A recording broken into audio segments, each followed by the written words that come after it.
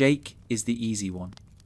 That is what everyone thinks, what the show seems to suggest, what a casual viewing confirms again and again. He is relaxed where Finn is intense. He is comfortable where Finn is striving. He stretches into whatever shape the moment requires, and seems unbothered by the stretching, seems to have no fixed form he is trying to protect, seems to flow through life without the friction that makes existence difficult for everyone else. Jake is the brother who figured it out, the friend who has no problems, the character who provides comic relief while others carry the dramatic weight. Jake is easy, except he is not. Beneath the stretchy exterior and the laid-back attitude is something more complicated, something that the show reveals gradually to viewers who are paying attention, something that becomes visible only when you look at the whole of his arc, rather than any single moment within it. Jake is not simple. He is performing simplicity. He is not relaxed. He is choosing relaxation as a strategy for survival. He is not unbothered. He has learnt to hide his botheredness so thoroughly that even he might not know where the performance ends and the reality begins. The tragedy of Jake is quiet because Jake keeps it quiet. This is not the loud tragedy of the Ice King losing his mind, or Marceline watching everyone she loves die. This is the tragedy of someone who has decided that his pain is not worth mentioning, that his struggles are not important enough to share, that his role in the lives of those he loves is to be the stable one, the calm one, the one who does not add to the collective burden by having burdens of his own.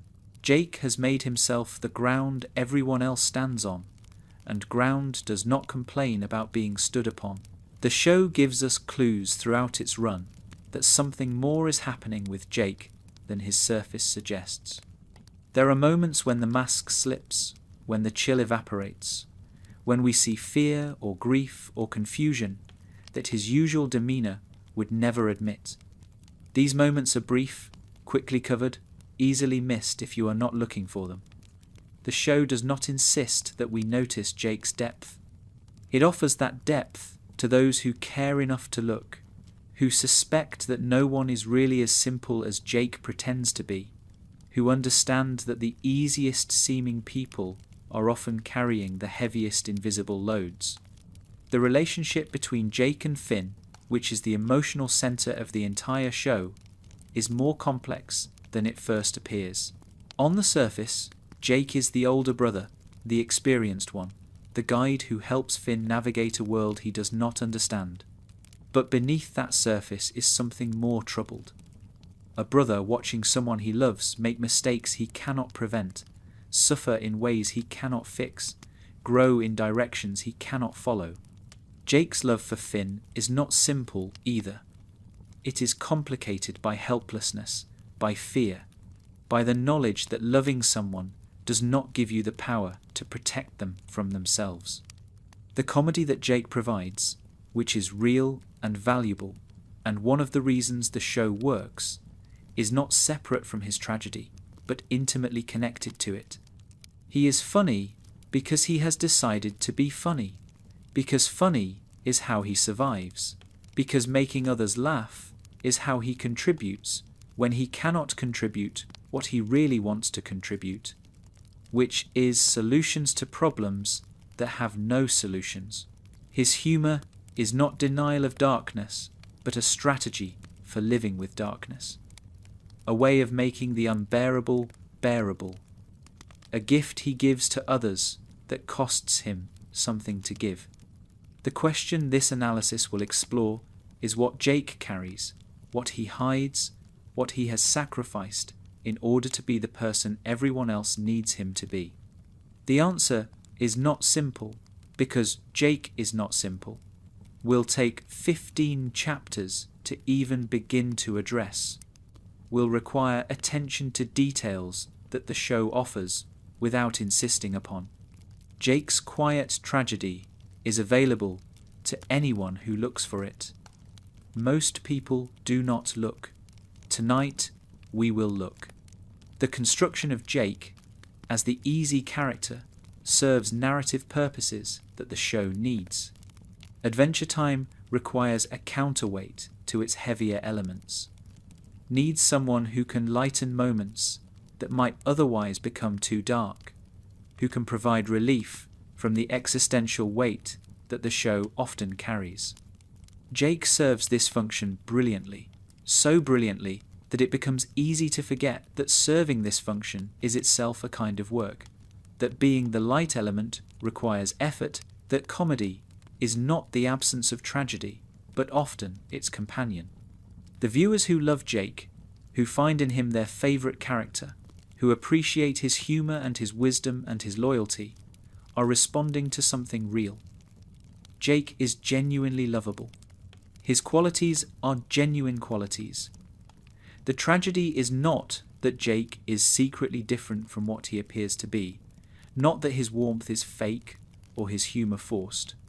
The tragedy is that the warmth and humour exist alongside pain that Jake has decided not to share, that his lovable qualities are real and his hidden suffering is also real, that both can be true simultaneously. The depth that this analysis will attempt to explore is not invented but discovered, not projected onto Jake, but found in the details of how the show actually depicts him. Every claim will be grounded in what the show shows us, in moments and episodes and arcs that reveal something beneath Jake's surface. The show created this depth. This analysis merely attends to it, takes seriously what the show offers, refuses to let Jake remain the simple character that casual viewing suggests he is.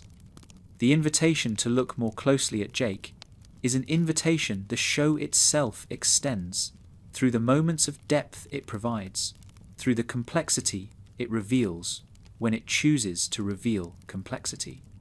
The show does not force this reading on viewers, does not insist that everyone recognize Jake's hidden struggles, but it makes those struggles available to those who look, rewards attention with revelation, offers depth to those who seek it. This analysis is an act of attention, a looking that the show has enabled and perhaps hoped for. The structure of what follows will trace Jake's quiet tragedy through its various dimensions: his family, his relationships, his psychology, his fears, his wisdom, his mortality. Each chapter will add another layer to the understanding of who Jake really is beneath the surface he presents. By the end, the easy character will be revealed as anything but easy, the simple one as anything but simple, the laid-back dog as someone carrying weight that his posture hides from view. Sleep approaches for whoever is listening, and Jake's story is one that suits the approach of sleep. It is not loud or dramatic, does not demand attention through spectacle, does not insist on being noticed. It is quiet, like sleep. It is gradual, like the descent into unconsciousness. It is present beneath the surface of awareness, like the dreams that wait for the waking mind to release its grip. Jake's tragedy is quiet, and in the quiet of approaching sleep, perhaps it can be heard more clearly. The character who seems easiest is often the character who has worked hardest to seem easy. The one who appears to have no problems is often the one who has hidden their problems most successfully. Jake is both of these, the easy one who works to be easy, the untroubled one whose troubles are simply invisible. Understanding this is the beginning of understanding Jake, the first step towards seeing what has always been there beneath the surface, designed to prevent exactly this kind of seeing. The journey ahead will be gentle, as Jake himself is gentle, will unfold gradually rather than insisting on immediate revelation. There is no rush. The quiet tragedy has waited this long to be noticed. It can wait a little longer as we approach it with the care it deserves. Jake has been patient with the world. the world can be patient with Jake's story. The laid-back attitude that defines Jake's presence in the show is immediately recognizable and consistently maintained. He stretches into problems rather than tensing against them. He offers perspective that minimizes urgency rather than amplifying it. He suggests that things will probably work out, that worrying helps nothing, that the appropriate response to most situations is not panic but patience. This attitude is so consistent that it becomes Jake's signature, the thing that makes him Jake, the quality that distinguishes him from his more intense brother and from most other characters in the show. But attitude is not the same as nature. Attitude is chosen, maintained, performed.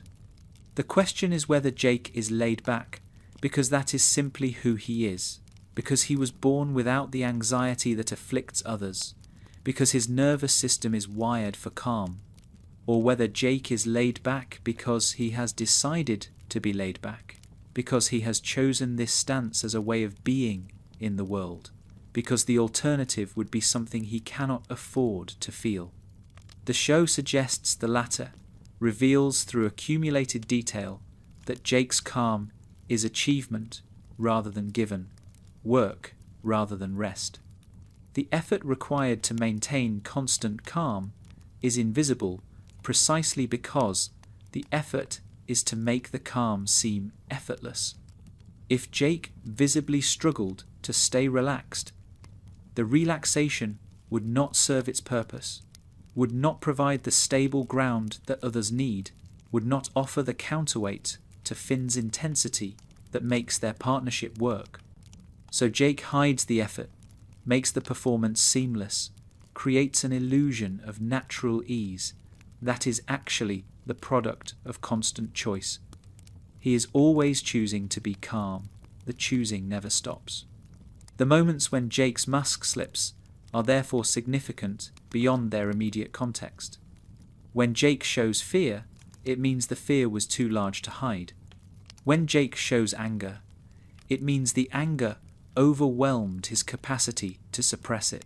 When Jake shows grief, it means the grief demanded expression despite his determination to keep it contained. These moments are windows into what exists beneath the surface all the time, what Jake is managing constantly, what the laid-back attitude is designed to conceal, not just from others, but perhaps from himself. The psychology of someone who has made themselves the calm one, the stable one, the one who holds it together so others do not have to, is not the psychology of someone who has no problems. It is the psychology of someone who has decided their problems matter less than others' problems, that their needs are less urgent than others' needs, that their role is support rather than supported. This decision, whether conscious or not, has costs. The problems do not disappear because they are not expressed. The needs do not vanish because they are not met. They go somewhere, do something, accumulate in ways that eventually demand accounting. The relationship between Jake's magical ability to stretch and his psychological tendency to accommodate is worth considering.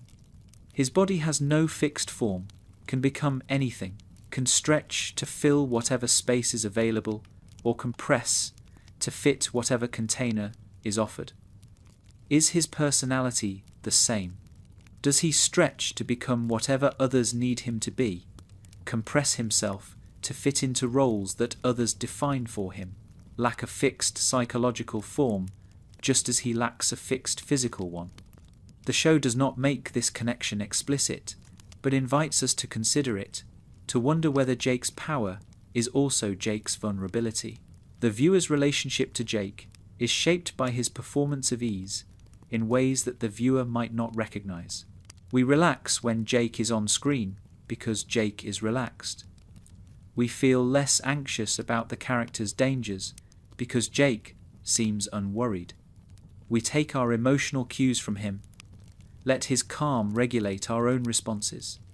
Trust that if Jake thinks everything will be fine, then everything will probably be fine. But this means Jake is managing not just the characters in the show, but also us, performing for us as well as for Finn, carrying the burden of our anxiety regulation along with everything else he carries. The question of who takes care of Jake, who provides for him what he provides for others, who lets him be the anxious one while they stay calm, is one the show raises without fully answering. Lady Rainicorn loves him, but their relationship has its own dynamics that do not simply reverse Jake's caretaking pattern. Finn loves him, but Finn is the one being taken care of, not the one doing the taking care. Jake has built a life in which he is the support, the foundation, the ground. Ground does not get to rest on other ground. Ground is what others rest on. This is Jake's position, and it is lonelier than it looks. The specific techniques Jake uses to maintain his calm, the ways he talks himself down from anxiety or reframes situations to make them seem less threatening, are visible in his dialogue and behavior throughout the series. He minimizes, he jokes, he changes the subject, he redirects attention from his own feelings to the task at hand or to someone else's feelings. These are coping mechanisms, strategies for managing internal states that might otherwise overwhelm, techniques that work well enough to let Jake function, but that do not actually resolve the underlying distress they manage. The cost of constant coping without resolution is accumulation. The feelings that are managed but not processed do not disappear. They go somewhere inside Jake, pile up in places that are not visible, create pressure that must eventually be addressed somehow. The show hints at this accumulation, without dramatizing it, suggests that Jake carries more than he shows without turning that carrying into a crisis. This restraint is itself meaningful, suggesting that Jake's tragedy remains quiet because Jake keeps it quiet, that the show respects his choice to process privately even as it reveals that such processing is happening. The moments when Jake advises Finn to relax, to not worry so much, to trust that things will work out, are moments when Jake is giving advice he also gives himself, is modeling the coping strategy he uses to survive, is teaching Finn the same techniques he has learned for managing the anxiety of existence. This advice is not bad advice. These techniques can help. But there is something poignant about watching someone teach coping mechanisms that they themselves rely on to hide their own struggles, about seeing Jake share his survival strategies while appearing not to need them, the exhaustion that must accompany Jake's constant performance of ease is invisible by design but present by necessity. Maintaining a persona takes energy, hiding distress requires effort. Being the calm one for others while managing your own lack of calm is work that never stops. Work that happens continuously in the background of everything else Jake does. He adventures with Finn while also performing relaxation. He faces dangers while also maintaining the appearance of being unworried. He lives his life while simultaneously managing how his life appears to others. The question of whether Jake knows he is performing, whether his laid-back persona is conscious strategy, or has become so habitual that he no longer recognizes it as performance, is one the show leaves open. Perhaps Jake is aware of what he does and chooses to continue doing it. Perhaps the mask has become his face, the performance indistinguishable from reality even to him. Either possibility is poignant in its own way. The conscious performer is lonely in his awareness. The unconscious performer has lost access to parts of himself. Neither is the simplicity that Jake's surface suggests. The show offers occasional windows into what lies beneath Jake's performance, moments when circumstances strip away his usual defenses and reveal something rawer, more honest, more troubled. These moments are precious precisely because they are rare, because they show what Jake usually hides, because they confirm that the surface is not all there is. Attentive viewers collect these moments, assemble them into a picture of a Jake who is more complicated than the Jake who appears in most scenes. Finn is Jake's brother, his best friend, his adventure partner, his purpose.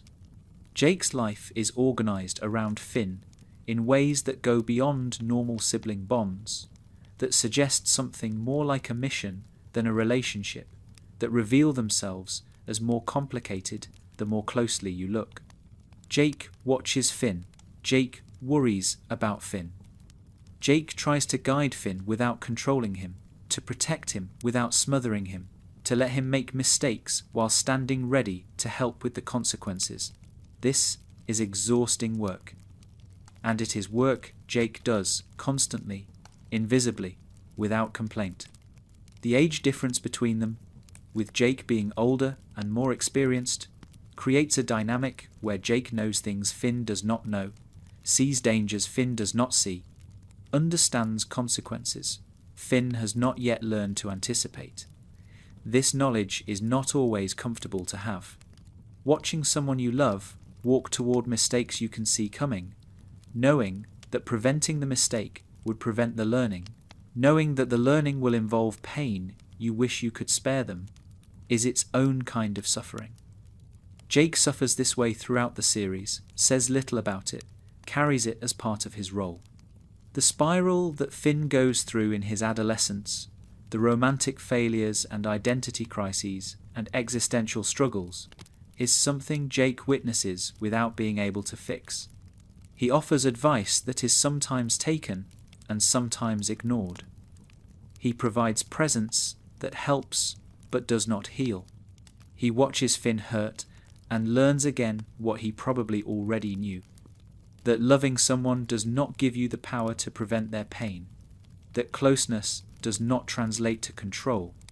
That the people we love most are often the people we can help least because our help is not what they need. Jake learns this through Finn, and the learning is its own quiet grief. The helplessness of watching Finn struggle is compounded by Jake's sense that he should be able to help, that helping is his role, that his failure to fix Finn's problems is his failure rather than simply the nature of some problems being unfixable. Jake takes responsibility for things that are not his responsibility because taking responsibility is what he does, because he has defined himself as the one who takes care of things, because admitting that some things cannot be taken care of would undermine the entire structure of his self-understanding. So he keeps trying, keeps failing, keeps carrying the weight of failures that were never really his. The moments when Finn rejects Jake's help, when Finn wants to be alone or wants to figure things out himself or simply does not want Jake around, are moments of particular pain that Jake handles with characteristic grace and hidden hurt. He respects Finn's autonomy. He gives Finn space. He does not insist on being needed when Finn does not need him. But being unneeded, even temporarily, even appropriately, is its own small wound for someone who has built their identity around being needed. Jake handles these moments well, which means Jake handles these moments in ways that hide how much they cost him. The fear that Jake must carry, the fear that something will happen to Finn, that Jake cannot prevent, that Finn will face something too big and Jake will not be there or will not be enough, is fear that Jake almost never expresses, but that must be present constantly. They live dangerous lives. They face real threats. Finn has nearly died multiple times, has been hurt in ways that leave lasting damage, has faced losses that have changed him permanently. Jake has witnessed all of this, has sometimes been helpless to prevent it, has learned that his presence and his love and his stretchy powers are not always sufficient protection for the person he loves most. This knowledge is not comfortable to carry. The question of what happens to Jake when Finn no longer needs him when Finn grows up and moves on and builds a life that does not center on their partnership, is a question the show raises implicitly through its treatment of their evolving relationship.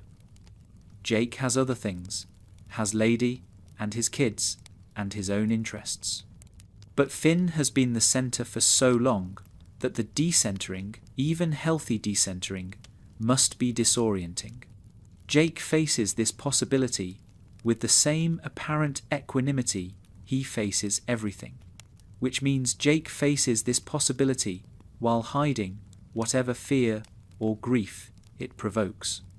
The love Jake has for Finn is the most consistent and unconditional love in the entire show. It does not waver when Finn makes mistakes. It does not diminish when Finn pushes him away. It does not demand reciprocation or require that Finn be a certain way in order to receive it. This love is beautiful and also potentially self-destructive. A love that gives without requiring, that offers without expecting, that pours out without concern for what pours back. Jake loves Finn with a love that has no boundaries, and having no boundaries means having no protection. The specific moments when Jake's love for Finn is most visible are also often the moments when Jake's vulnerability is most visible. When Finn is in danger, Jake's calm disappears. When Finn is suffering, Jake's humor evaporates. When Finn is lost, Jake is desperate. These moments reveal what Jake usually hides: that his equanimity depends on Finn being okay, that his calm is contingent on Finn's safety, that the foundation of his stability is his brother's well-being. Take Finn away and Jake's whole structure collapses, which means Jake's structure is always potentially collapsing, always dependent on something he cannot control. The partnership they share, which is the heart of the show, is not equal in the ways that matter most for Jake's well-being. Finn relies on Jake, yes, but Finn also has his own drives, his own purposes, his own reasons for doing what he does. Jake's purpose is more centered on Finn than Finn's purpose is centered on Jake. This asymmetry is not wrong or bad, is perhaps just how love between these two characters works, but it is asymmetry, and it puts Jake in a position of greater dependence than he might admit. The adventures they share together are Finn's adventures, in a sense that they are not Jake's. Finn is the hero, the protagonist, the one whose journey the show primarily tracks. Jake is there for Finn, supports Finn, helps Finn. This supporting role is valuable and necessary, and Jake seems content with it. But it is a supporting role, a position defined by someone else's story, a function rather than a full existence. Jake has his own life too, but on the adventures, he is Finn's partner more than he is his own person. The growth that Finn experiences across the series, the development and change and maturation, is growth that Jake witnesses more than experiences. Jake begins the series relatively mature, relatively settled, relatively formed. Finn is the one who changes. Jake is the one who stays the same, while Finn changes around him. This stability is part of what Jake offers, is what makes him reliable, is what lets Finn have a constant in his shifting world. But stability is also another word for stuckness, and Jake's stability might be as much limitation as gift. The moments of genuine connection between them, when they are simply brothers enjoying each other's company, are among the most beautiful in the show. These moments are not complicated by Jake's caretaking role or Finn's protagonist status. They are just two people who love each other, being together, sharing time. These moments suggest what their relationship could be if it were not complicated by everything that complicates it. They are glimpses of a simpler bond beneath the more complex one. The weight of being someone's constant, someone's stable point in a changing world is not a weight that Jake complains about or even seems to recognize. But weight does not disappear because it is not acknowledged. It sits on whoever carries it, shapes their posture, even if they do not name the shaping, affects their movement, even if they do not admit the effect. Jake carries the weight of being Finn's constant, and the carrying shapes him in ways that neither of them might fully understand. Joshua and Margaret are Jake's parents, the dog couple who raised him and Finn, who taught him what he knows about being in the world, who shaped him in ways he may not fully understand. They are also liars. They lied about Jake's origins, about how he came to be, about the nature of his powers and where they came from. They lied about Finn's origins, kept secrets about his biological family, maintained deceptions that Finn eventually discovered and that caused him real pain.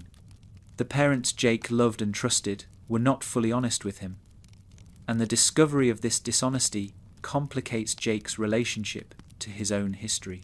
The specific lie about Jake's birth, that he emerged from a shape-shifting creature that infected his father and then emerged from the resulting growth, is bizarre enough to be disturbing regardless of how it is framed. Jake is not the child of his parents in the way he thought he was. He is something else, something stranger, something that came from violence and alien biology rather than from normal reproduction. This knowledge, once Jake has it, cannot be unknown. It sits in his understanding of himself, changes how he relates to his own body, raises questions about what he is that do not have comfortable answers. The way Jake handles this information, with apparent acceptance and minimal visible distress, is consistent with how Jake handles everything difficult, by processing it privately, minimizing its importance publicly, refusing to let it destabilize the calm surface he maintains for others. But handling something well is not the same as it having no effect. Jake now knows something about himself that is strange and potentially troubling, and he has decided that this knowledge will not change how he lives. This decision is strength, but it is also suppression, and suppression has costs that may not be immediately visible. The lies Joshua and Margaret told about Finn's origins create a different kind of problem for Jake. He may have known more than Finn knew, may have been complicit in the deception, may have participated in keeping secrets from his brother that his brother had a right to know. Or he may have been deceived as thoroughly as Finn, may have believed the same lies, may have been equally betrayed by parents he trusted. Either possibility is complicated. Either possibility affects Jake's relationship to his own history and to the family that shaped him. The model of love that Joshua and Margaret provided, which included significant deception, raises questions about what Jake learned love means.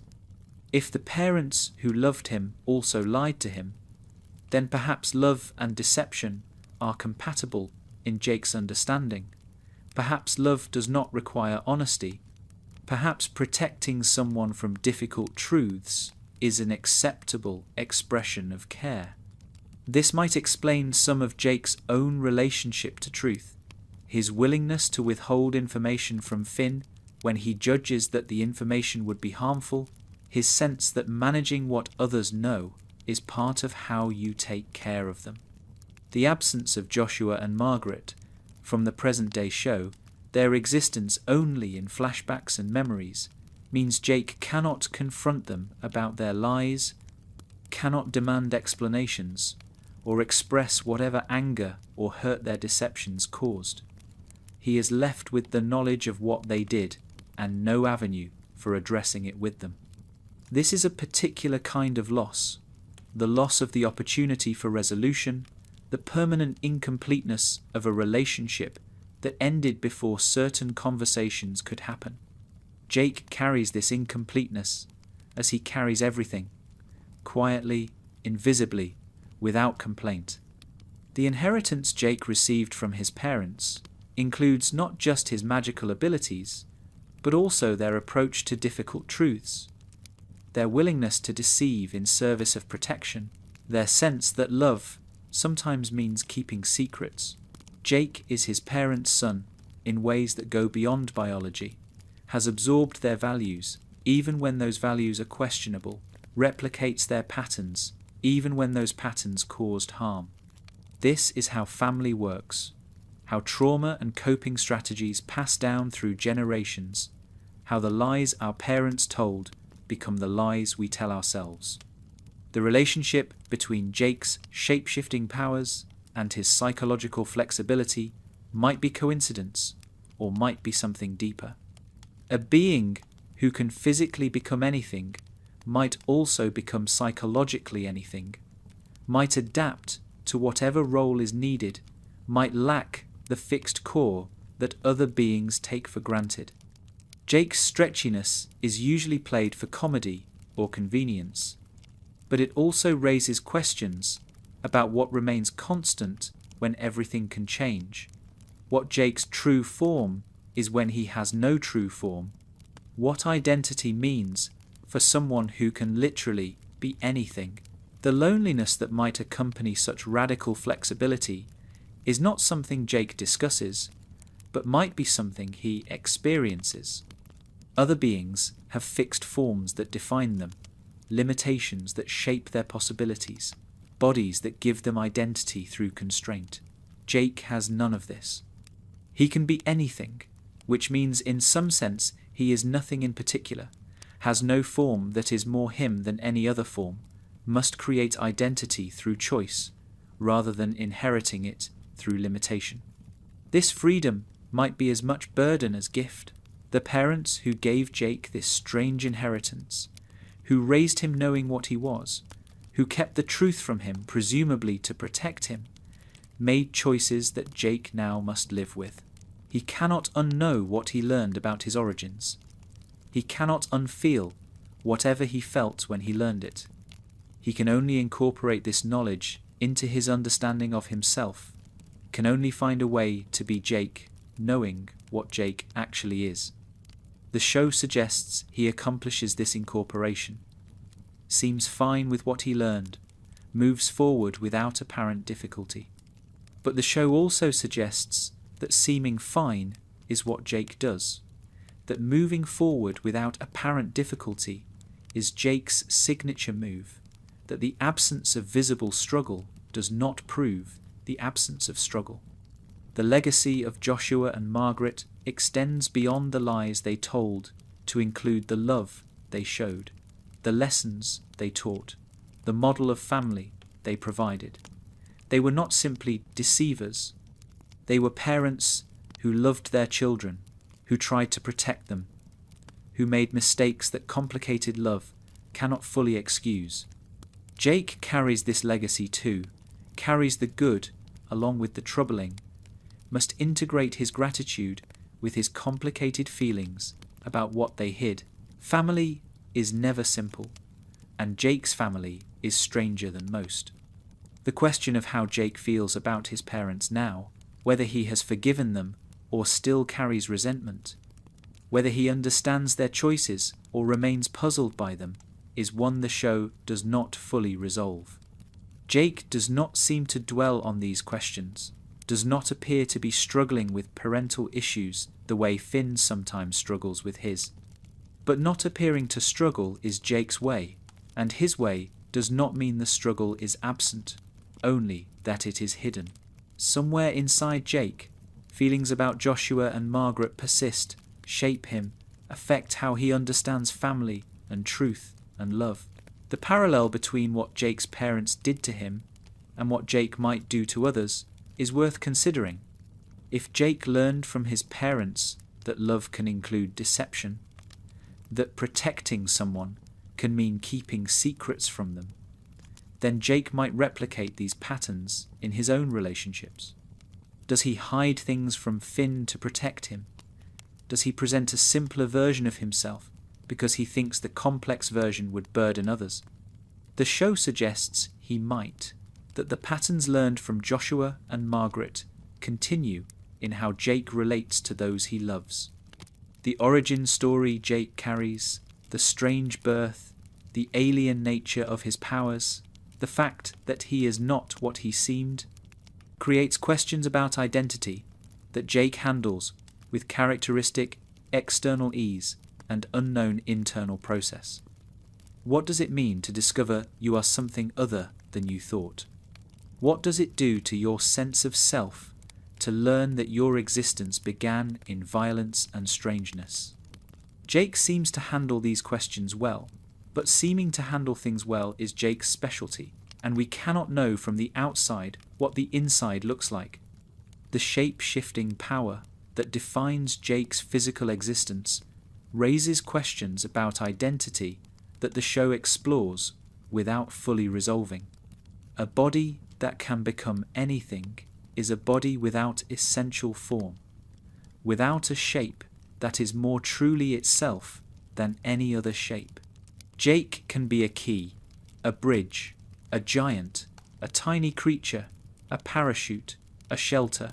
He can stretch to fill any space, compress to fit any container, transform to meet any need. This flexibility is useful, is what makes him valuable as an adventure partner, is presented mostly as gift rather than burden. But gifts can have hidden costs, and flexibility might be one of them.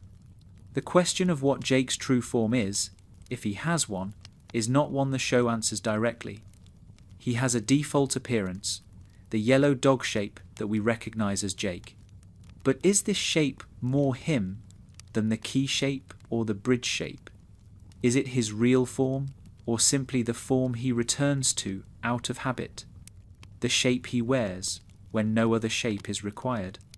The show does not say, and the ambiguity might be meaningful. Perhaps Jake does not have a true form. Perhaps the question itself does not apply to a being whose nature is to be formless. The psychological implications of physical formlessness are worth considering, even if the show does not make them explicit. Identity for most beings is connected to body, to the physical form that persists through time, that provides continuity, that is recognized by others as you. Jake's body provides none of this stability. He changes constantly, is different shapes at different moments, cannot rely on physical form to anchor his sense of self. If he has a stable identity, it must come from something other than body, must be grounded in something that persists through physical transformation. The possibility that Jake's psychological flexibility mirrors his physical flexibility, that he adapts his personality to circumstances the way he adapts his body, is suggested by how consistently he seems to be what others need him to be. He is calm when Finn is anxious. He is serious when the situation demands seriousness. He is silly when silliness is appropriate. He shifts to meet the moment, becomes what the moment requires, shows whatever face is needed. This adaptability could be wisdom, the ability to meet people and situations where they are. It could also be loss of self, the inability to maintain a consistent identity independent of external demands.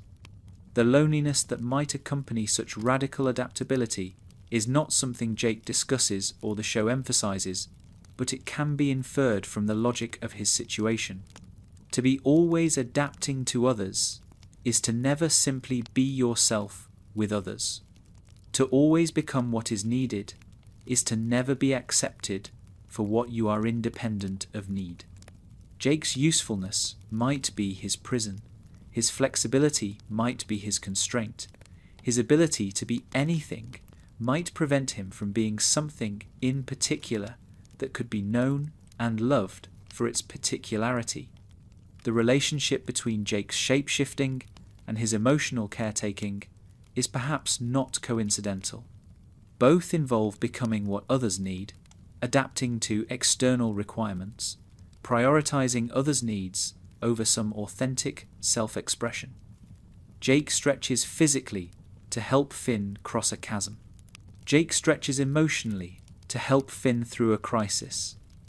The stretching is the same in both cases: the extension of self to meet another's need, the transformation of form to serve another's purpose. Jake is a helper in body and in soul, and both kinds of helping might cost him something. The show occasionally suggests that Jake's powers have limits, that stretching too far causes pain, that there is some boundary beyond which he cannot go without damage. These physical limits might have psychological parallels.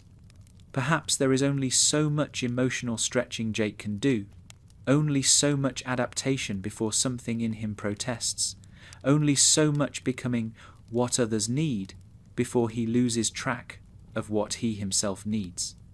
The show does not dramatize Jake hitting these limits often, but their existence is implied by the logic of limits generally. Everything has a breaking point, even the most flexible things.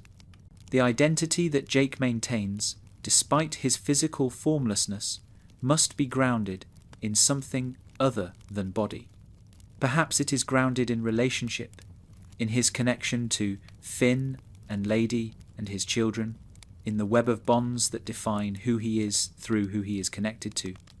Perhaps it is grounded in values, in his commitment to helping others and being kind and meeting the world with good humour.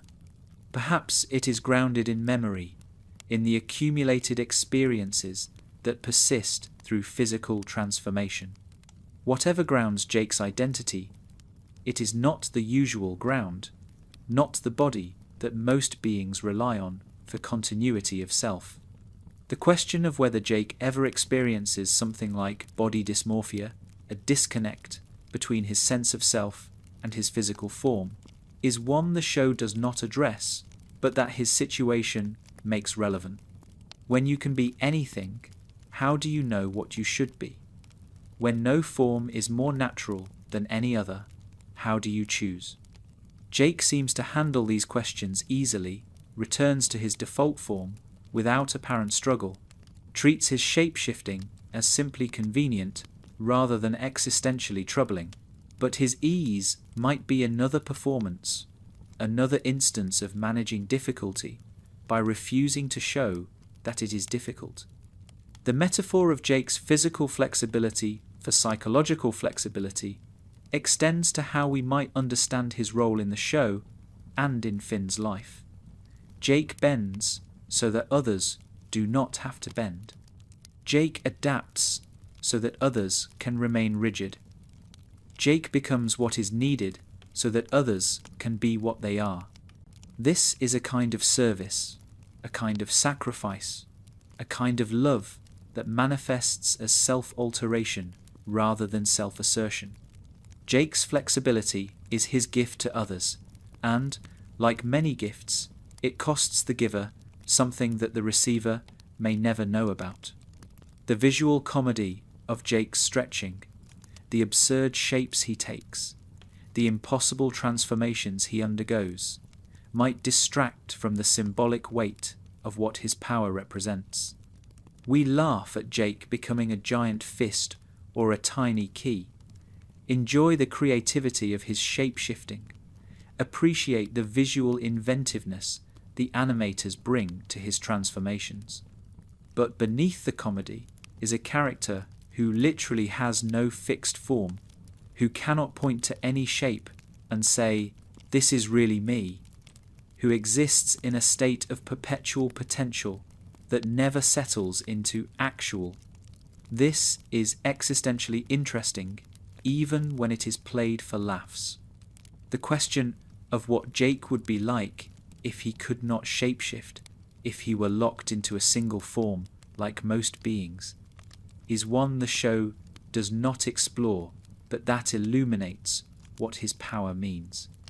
Would he be more grounded, more certain of himself, more stable, or would he simply lack a tool he has come to depend on, find himself unable to adapt in ways he has grown accustomed to? Jake has never known life without this power. It is not something he acquired, but something he is. A Jake without shape-shifting would not be Jake missing a power, it would be a different being entirely. the identity that Jake maintains through all his transformations, the selfhood that persists whether he is a key or a bridge or a giant, is remarkable, even if the show does not remark on it. Most beings would lose themselves in such radical physical change. Jake does not. He remains Jake through every transformation, maintains his personality and his relationships and his sense of humor regardless of shape. This continuity of self, despite discontinuity of form, is an achievement, perhaps the most fundamental achievement of Jake's existence. The lesson Jake's shape-shifting might offer to viewers, particularly viewers who feel they must adapt constantly to meet others' expectations, is complicated. On one hand, Jake shows that adaptation is possible, that flexibility can be a strength, that becoming what is needed can be a form of love. On the other hand, his situation raises questions about the costs of endless adaptation, the losses that flexibility might entail, the self that might get lost in constant transformation. Lady Rainicorn is Jake's partner, the mother of his children, the other major relationship in his life besides Finn. Their relationship is genuine, built on real love and connection, one of the show's quieter success stories. But it also represents something complicated for Jake, a life outside of Finn, a loyalty that might sometimes compete with his loyalty to his brother, a commitment that pulls him in directions that Finn does not go. Lady represents the possibility that Jake is more than just Finn's brother, has an existence independent of that role, can be someone other than the caretaker and adventure partner.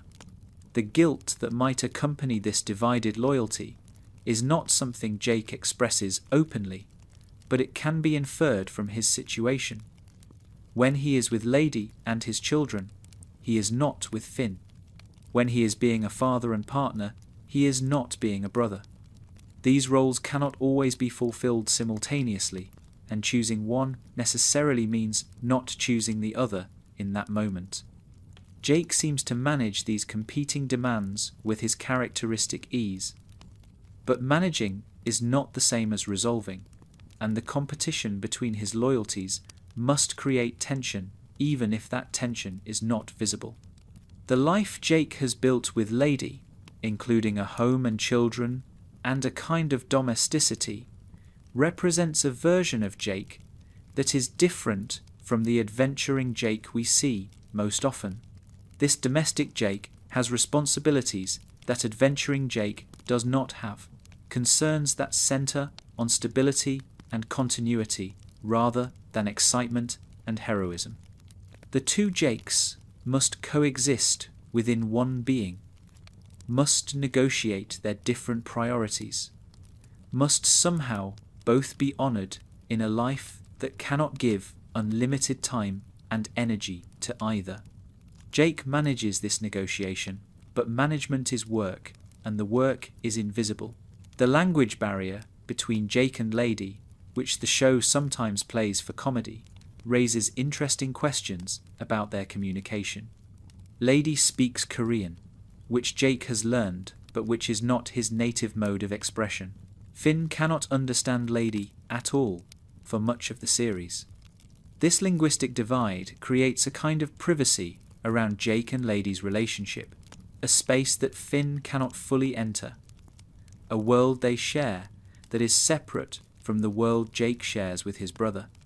This privacy might be valuable, might give Jake somewhere to be that is not defined by his role as Finn's partner. It might also be another kind of isolation, another way Jake is divided from full integration. The choice Jake made to have children with Lady, to become a father, was a choice to complicate his life in ways that adventuring does not require. Children need things. Children create obligations. Children pull you toward a future that is about them rather than about you. Jake chose this, wanted it, seems to find meaning in it. But choosing it meant choosing against the simplicity of a life focused only on adventure and brotherhood. Jake's tragedy is partly the tragedy of anyone who tries to have multiple, full lives simultaneously, who discovers that there is not enough of oneself to go around. The moments when Jake is shown being domestic, being a partner and father rather than an adventurer, are moments the show treats with warmth, but also with a kind of acknowledgement that this Jake is different from the Jake we usually see. This different Jake has different expressions, different concerns, different modes of being. The show does not suggest that one Jake is more real than the other, but it does show that Jake contains multitudes, that the character who seems simple is actually living multiple lives that do not always fit together easily.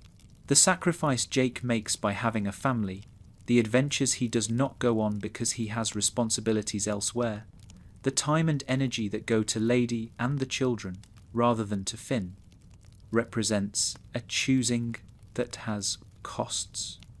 Jake does not frame it as sacrifice, does not seem to experience it as loss, seems to genuinely want the family life he has built. But wanting something and having it be costless are not the same. Jake can want his family and still lose something by having it, can love his domestic life and still miss the pure freedom of adventuring without other obligations.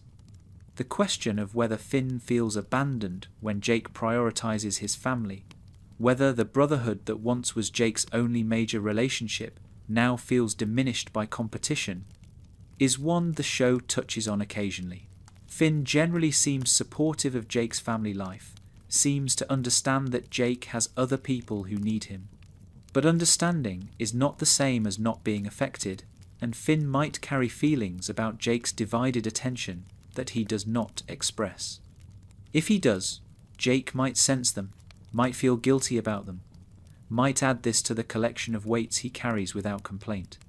The balance Jake must maintain between his roles as brother and as family man is a balance the show does not pretend is easy, even if Jake makes it look easy.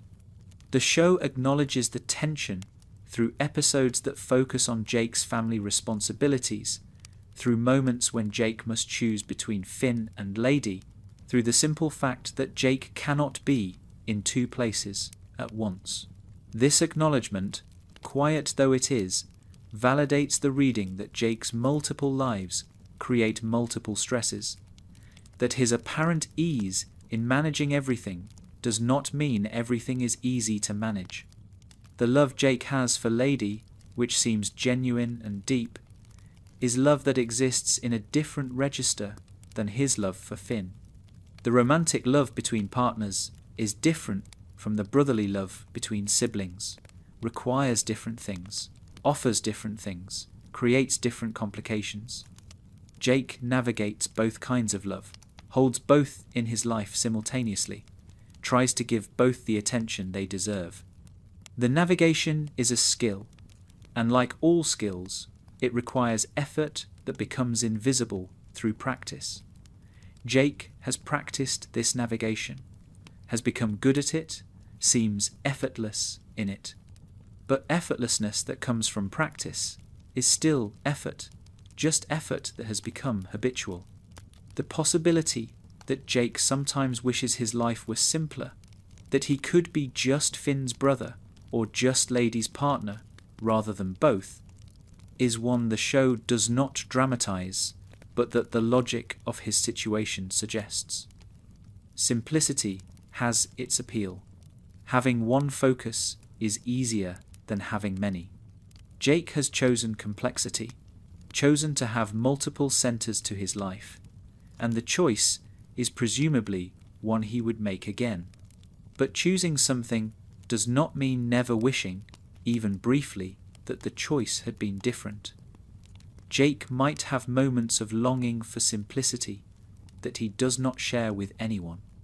The future Jake faces, in which Finn might find a partner and need Jake less, in which his children might start their own families, in which the configurations of relationship that currently define his life might shift in unpredictable ways, is a future he must carry awareness of, even if he does not dwell on it. Things will change. They always do.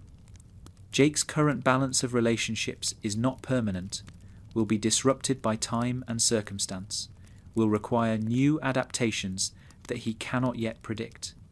The shapeshifter's future is one of continued shifting, continued adaptation, continued becoming whatever the new situation requires. The home Jake shares with Lady, the domestic space they have created together, represents a version of belonging that his life with Finn does not provide.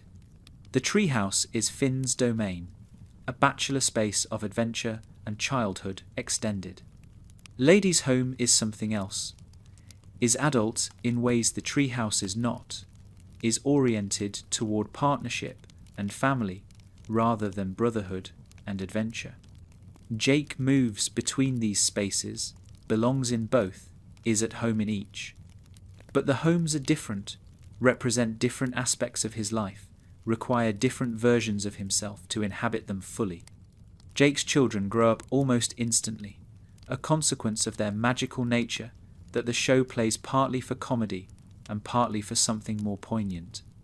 One moment they are infants, the next they are adults with their own lives, their own concerns, their own paths that lead away from their father. Jake becomes a parent and experiences the empty nest almost simultaneously, compresses into a short time frame the process that for most parents unfolds across decades. This compression means Jake does not get to be a parent in the way most parents are parents, does not get the gradual experience of raising children, does not get the slow preparation for their departure. The loss this represents, the loss of parenthood as it is usually experienced, is something Jake handles with his characteristic apparent ease. He does not seem to grieve the childhood he did not get to shepherd, does not seem to mourn the daily parenting he did not get to do. But this equanimity might be another instance of Jake hiding his actual feelings, presenting a surface of acceptance that does not fully reflect what is happening underneath. The loss of a kind of parenthood most people take for granted, the abbreviation of a relationship that is usually defined by its length, would be painful for most people. It would be strange if Jake felt nothing. The distance between Jake and his adult children, who have lives he barely knows about, who make choices he does not always understand, who are strangers in ways that children are not usually strangers to their parents, is another dimension of Jake's quiet tragedy. He is a father to beings he does not fully know, has a parental relationship that lacks the intimacy that extended daily contact usually creates, occupies the role of parent without all the content that usually fills that role. This is loss, even if it does not look like loss. Absence, even if it is not acknowledged as absence. The specific children Jake has, each with their own personality and their own relationship to their father, represent different facets of what parenthood means for him. Some are closer to him than others. Some understand him better than others. Some seem to need him more than others.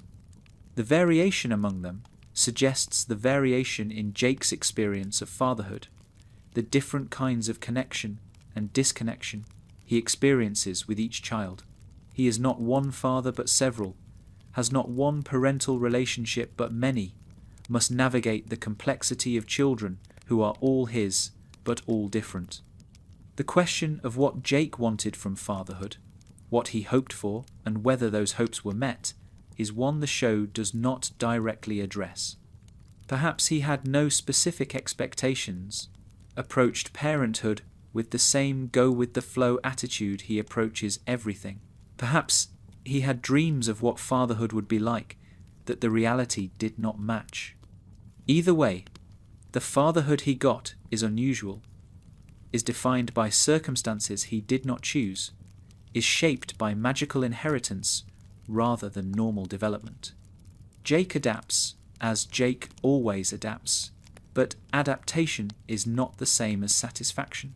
The relationship between Jake's abbreviated experience of fatherhood and his more extended experience of brotherhood is worth considering.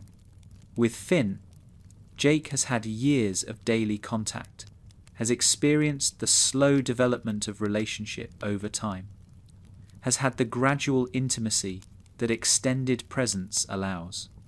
With his children, he has had none of this. The contrast might make his brotherhood with Finn even more precious, might make him hold on to that relationship more tightly, knowing that his other family relationships lack what it has. Or the contrast might create grief, might remind him of what fatherhood could have been, might make the easy relationship with Finn a painful reminder of the difficult relationships with his children. The specific children Jake has, each with their own personality and their own relationship to their father, represent different facets of what parenthood means for him. Some are closer to him than others. Some understand him better than others. Some seem to need him more than others. The variation among them suggests the variation in Jake's experience of fatherhood, the different kinds of connection and disconnection he experiences with each child. He is not one father but several, has not one parental relationship but many, must navigate the complexity of children who are all his but all different. The magical nature of Jake's children, their inheritance of powers from both parents, creates distance between their experience and Jake's ability to understand it. They can do things he cannot imagine, experience the world in ways he cannot access, have possibilities that exceed his own. This is true for all parents to some degree, but for Jake it is intensified by the strangeness of his children's abilities. He raised beings he cannot fully comprehend, is father to creatures whose inner lives are partly alien to him. This is another kind of loneliness, another way parenthood has not given Jake what parenthood usually gives. The pride Jake might feel in his children, the joy he might take in their accomplishments and their lives, is genuine, even if his fatherhood is complicated. He loves them. He wants them to be happy. He is glad they exist. These positive feelings do not cancel the complicated ones, but coexist with them, create a mixture that is richer and more difficult than either feeling alone would be. Jake's fatherhood is not simply happy or simply sad, but both, is not simply fulfilling or simply lacking, but both. This complexity is part of what makes his situation tragic in the quiet way the show allows. The future of Jake's relationship with his children, whether they will grow closer as his children age, or remain at the distance their rapid development created, is uncertain. Perhaps time will heal what accelerated development wounded. Perhaps Jake and his children will find their way to the intimacy that normal parenthood provides. Or perhaps the damage is done, the distance permanent, the relationship forever shaped by its strange beginning. The show does not resolve this uncertainty, leaves Jake's parental future open, allows viewers to hope or to grieve, depending on their reading of the situation. The question of what Jake wanted from fatherhood, what he hoped for, and whether those hopes were met, is one the show does not directly address. Perhaps he had no specific expectations, approached parenthood with the same go-with-the-flow attitude he approaches everything. Perhaps he had dreams of what fatherhood would be like, that the reality did not match. Either way, the fatherhood he got is unusual, is defined by circumstances he did not choose, is shaped by magical inheritance rather than normal development. Jake adapts as Jake always adapts, but adaptation is not the same as satisfaction. The loss that Jake experienced through his children's rapid aging is loss that cannot be recovered. You cannot go back and have the childhood years you missed. You cannot recreate the bonding that happens through daily care of young children. What is gone, and Jake must live with what remains, must build what relationship he can from the materials available rather than from the materials he might have preferred. This is a kind of grief that does not announce itself as grief, that looks like acceptance from the outside, that Jake handles with his characteristic ease, while possibly feeling something quite different underneath. The model of parenthood Jake provides for viewers, particularly viewers who might have complicated relationships with their own parents or children, is one of persistence through difficulty. Jake does not give up on his children because their development was strange. He does not abandon the role of father because the role is harder than he expected. He continues, adapts, does what he can with what he has. This is admirable, even as it is also poignant, shows what love looks like when circumstances make love difficult, demonstrates that family can be maintained even when family does not look like it was supposed to look. The fact that Jake has died, has visited the afterlife, has experienced what comes after death and then returned to life, changes his relationship to mortality in ways the show suggests without fully exploring. Jake knows something most beings do not know, has seen what they can only imagine, has experienced the thing that everyone fears and lived to remember it. This knowledge sets him apart, gives him a perspective that others cannot share, creates a loneliness that comes from having been somewhere others have not been. The show presents Jake's experience of death and afterlife with characteristic Adventure Time weirdness, makes the afterlife a place with its own rules and its own strangeness rather than the solemn mystery most traditions imagine. But even a weird afterlife is still an afterlife, still the place you go when you die, still the thing that comes after the life you know. Jake has been there. Jake knows what it is like. This knowledge must affect how he thinks about his own mortality and the mortality of those he loves, even if he does not discuss this effect openly. The question of how Jake lives, knowing what he knows about death, whether that knowledge brings comfort or anxiety or some combination, is one that his surface behavior does not answer. He seems as laid back about death as he is about everything else, seems to treat mortality with the same equanimity he treats all difficult things. But we have established that Jake's surface is not necessarily reliable, that his equanimity is performance as much as reality, that his laid-back attitude is chosen rather than simply given. His apparent comfort with mortality might be another mask, another instance of Jake presenting ease he does not fully feel.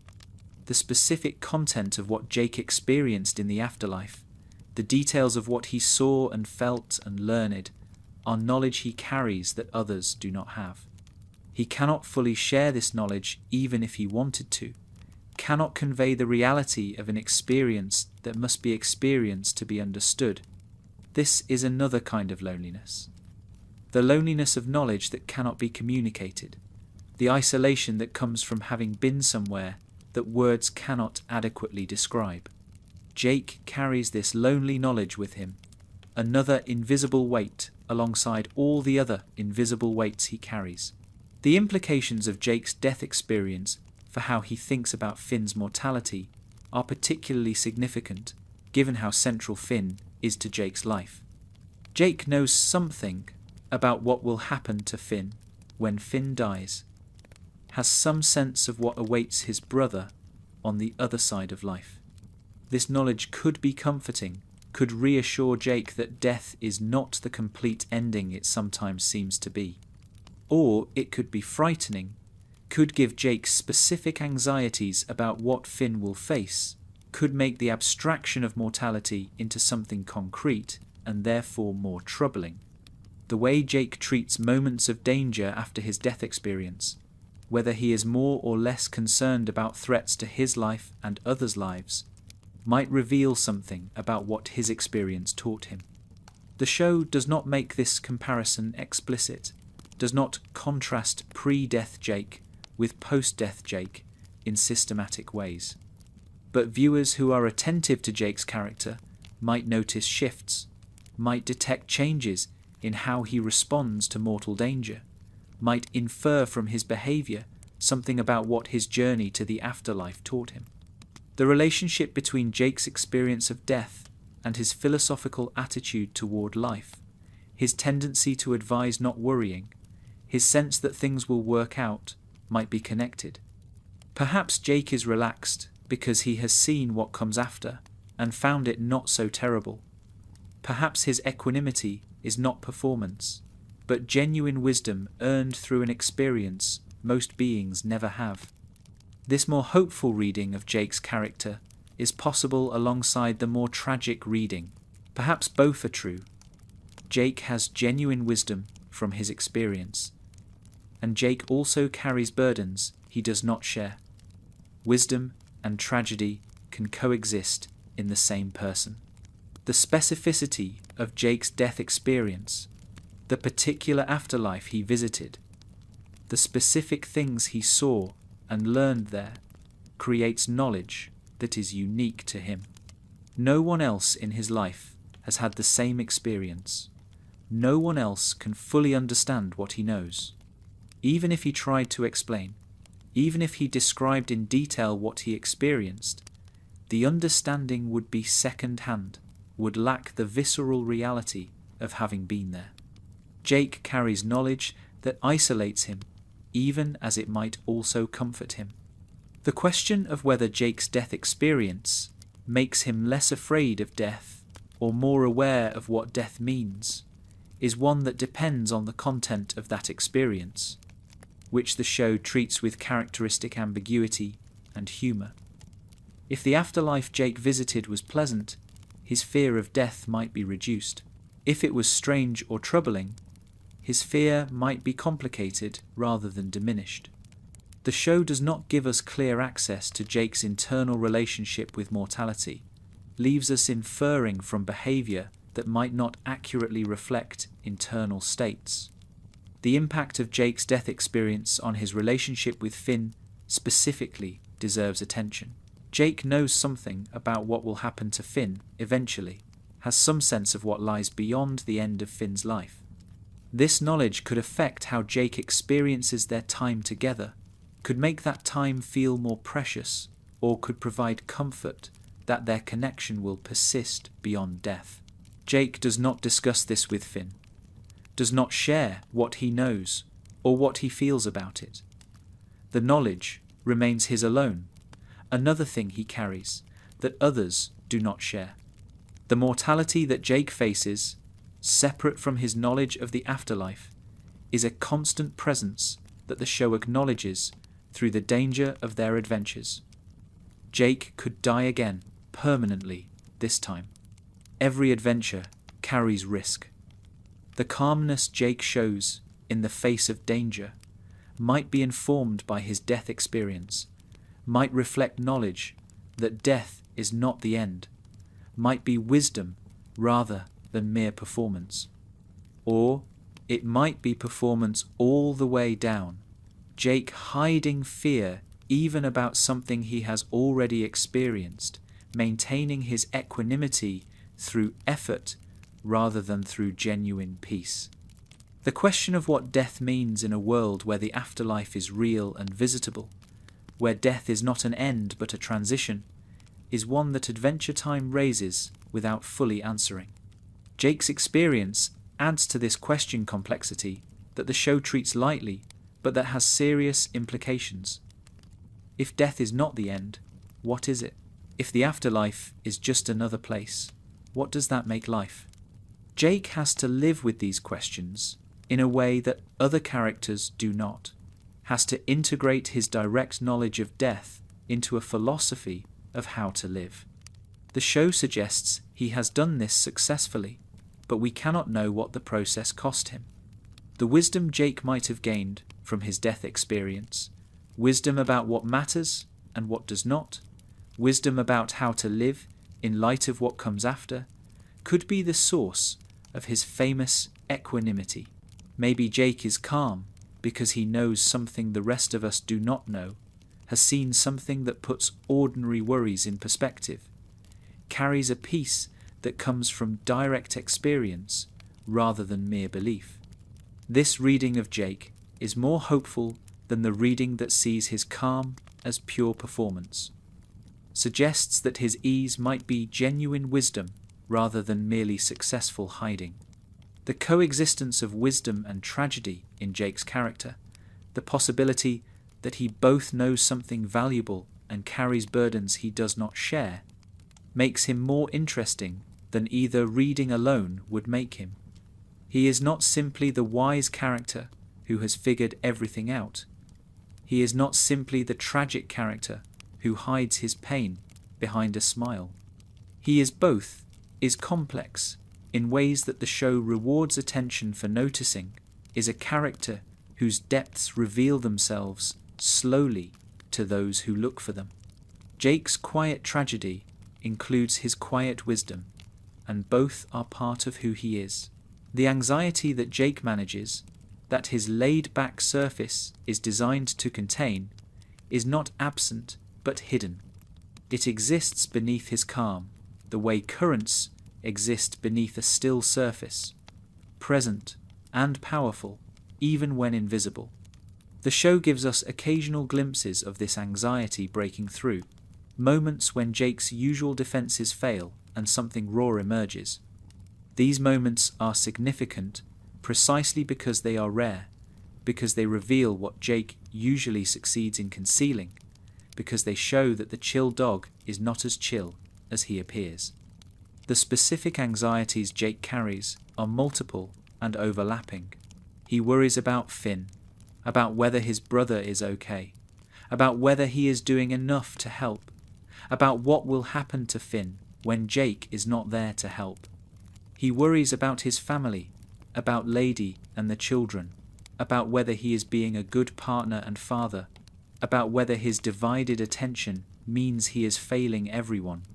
He worries about the dangers they face, about the possibility that something will go wrong that he cannot fix, about the randomness of a world where terrible things can happen regardless of how careful you are. The management of these anxieties is a constant process that happens beneath the surface of everything Jake does. While he is joking, part of him is managing anxiety. While he is adventuring, part of him is managing anxiety. While he is appearing relaxed, a significant portion of his psychological energy is devoted to maintaining that appearance against the pressure of what he actually feels. This management is work, real work, even though it is invisible work that no one sees or acknowledges. The strategy Jake has developed for managing anxiety is primarily one of minimization and redirection. He minimizes threats by framing them as manageable, by focusing on what can be done rather than what might go wrong, by maintaining a perspective that keeps catastrophic possibilities at the edge of awareness rather than at the center. He redirects attention, his own and others, from sources of anxiety to other topics, uses humor and activity and engagement to prevent dwelling on what is frightening. These strategies work most of the time. They do not eliminate the anxiety, but they make it livable. The cost of constant anxiety management is exhaustion that does not show. Jake is tired in ways that his energy level does not reveal, depleted in ways that his behavior does not display. The effort of maintaining equanimity is effort that has to come from somewhere, energy that is not available for other things, a tax on his resources that he pays continuously. The Jake we see is the Jake who has already done the work of appearing as he appears. We do not see the work, only its product. But the work is real, and the exhaustion it produces is real.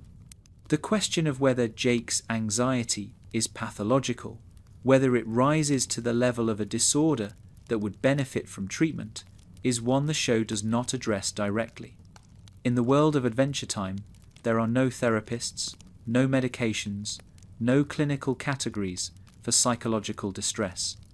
Jake manages his anxiety as people have always managed anxiety before the modern era of mental health. Through coping mechanisms developed individually, through the support of relationships, through the simple necessity of continuing to function regardless of internal state. Whether this is healthy or merely functional is a question the show leaves to viewers. The relationship between Jake's anxiety and his role as the calm one creates a painful irony. He is calm for others precisely because he is not calm himself, provides stability for others because he knows what instability feels like, offers reassurance because he understands the need for reassurance.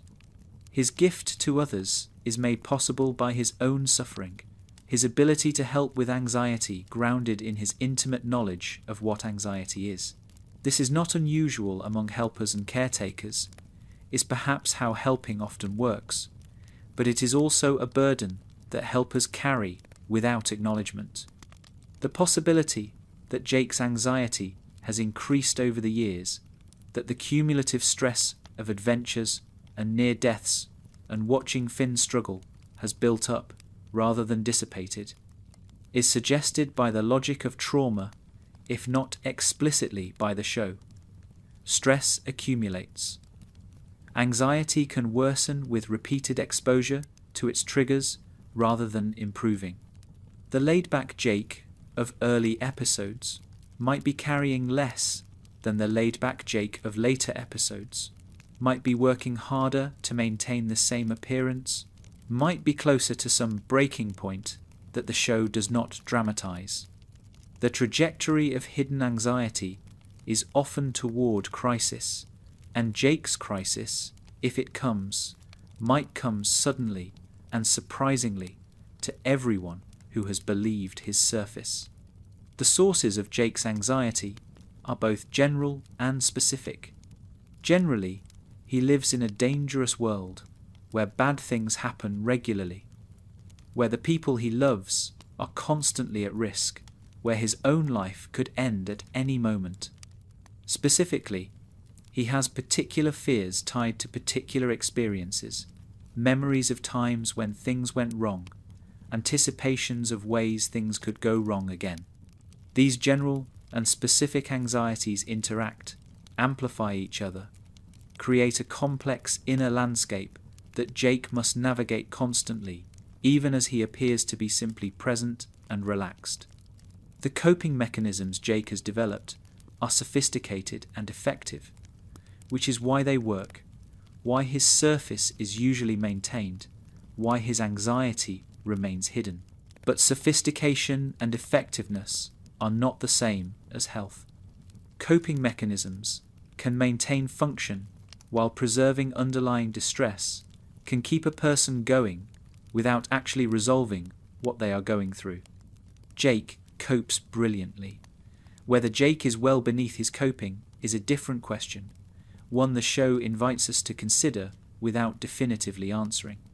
The moments when Jake's anxiety shows, when the coping fails and something raw emerges, are educational for viewers paying attention. They show what Jake is usually managing, reveal the effort behind the ease, demonstrate that the calm character is engaged in constant, invisible work.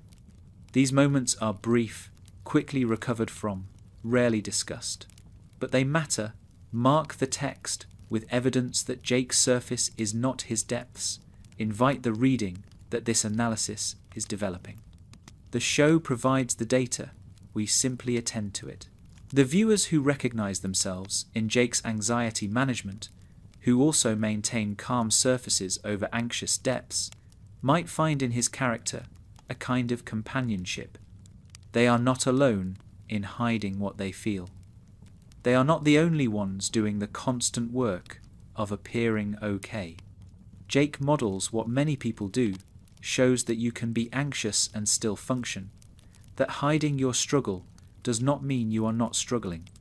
This recognition might be comforting or might be painful, but either way it is recognition, acknowledgement that this way of being in the world is real and is shared.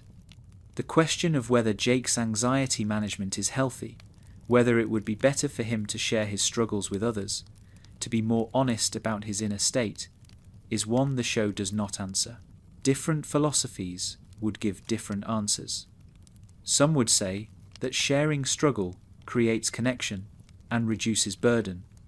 Others would say that managing privately is valid and does not require correction. Jake manages privately, and the show neither endorses nor condemns this choice. It simply shows it, lets us see what private management looks like across a character's life. The exhaustion that private anxiety management produces, the tiredness that comes from constant invisible work, is something Jake must carry without being able to explain it. If he seems tired sometimes, if his energy flags, he cannot say why without revealing what he has chosen to conceal. The exhaustion becomes another secret, another thing to manage, another dimension of the burden that compounds the original burden. The episode where Magic Man tells Jake, "You're not funny," a moment played partly for humour, but carrying weight beneath its comedy, cuts to something real about Jake's relationship to his own persona. Jake uses humour as a shield, as a way of managing difficult situations, as a contribution he makes when he cannot make other contributions. Being told he is not funny is being told his primary coping mechanism does not work. His main strategy for dealing with difficulty is ineffective. His offering to the world is rejected. Magic Man's cruelty, which is real cruelty, regardless of the comedic context, targets exactly the thing Jake depends on. The response Jake has to this moment, and to other moments when his competence or value is questioned, reveals something about how his self-worth is constructed. He needs to be useful. He needs to contribute. He needs to matter in ways that are visible and acknowledged. When these needs are not met, when his usefulness is questioned or his contributions dismissed, something in Jake is wounded. The easygoing surface is maintained, but beneath it is someone who needs validation more than he admits, who depends on being valued more than his independence suggests. The relationship between Jake and Magic Man across the series is one of antagonism that occasionally reveals uncomfortable truths. Magic Man is cruel, chaotic, unpredictable. He says things others would not say, exposes what others would leave hidden, pierces pretenses that polite society maintains. When he targets Jake, he does not target the surface Jake, but something beneath it, does not attack the character Jake plays, but the person playing the character. This makes his attacks more painful and also more revelatory, glimpses of truth delivered through cruelty. The humour that Jake deploys as shield and offering is genuine humour, really is funny, actually does make things better for those around him. The show is not suggesting that Jake is deluded about his contribution or that his humour fails, but it is suggesting that Jake depends on this contribution in ways that make him vulnerable, that his identity is tied to being the funny one, the light one, the one who makes things better, through presence and attitude. Take away this role, and Jake does not know who he is, does not have other sources of self-worth to fall back on, is left with the anxiety and the uncertainty that his humour was managing. The cruelty that Magic Man represents, the willingness to say what hurts precisely because it hurts, is something Jake has no defence against. His strategies are designed for managing internal states and helping others, not for protecting himself against direct attack. When someone goes after Jake, really goes after him with intention to wound, Jake is surprisingly vulnerable, surprisingly exposed. The armour that seems so effective is effective against some threats, and useless against others. Magic Man found the gap in Jake's armor and exploited it, and the wound he left might not have healed. The lesson Jake might have learned from his encounters with Magic Man is that his coping strategies have limits, that his defenses can be breached, that he is not as protected as he might have believed. This is a difficult lesson, one that could increase anxiety rather than reducing it, one that could make the work of maintaining equanimity even harder. Jake now knows, if he did not know before, that his surface can be penetrated, that his humour can be dismissed, that his value can be questioned in ways that hurt. This knowledge is another weight he carries, another thing to manage, another source of the quiet tragedy he does not discuss. The specific wound that "you're not funny" inflicts is a wound to Jake's sense of his own value. If he is not funny, what is he? If his primary contribution is not a contribution, what does he contribute? These questions, once raised, are difficult to fully dismiss, linger beneath the surface even when Jake seems to have recovered, create doubt that his usual confidence must work against. Magic Man planted something in Jake with those words, and what was planted might still be growing, might still be shaping Jake's relationship to himself. The vulnerability Jake shows in the face of direct attack, his lack of defenses against cruelty, is the vulnerability of someone who has spent his energy defending others rather than himself. He is so focused on being there for Finn, for Lady, for his children, that he has not built the internal resources to handle attacks on himself. His shields face outward, protect those he loves. His back, figuratively speaking, is exposed. Magic Man attacked from a direction Jake was not guarding, and the attack landed.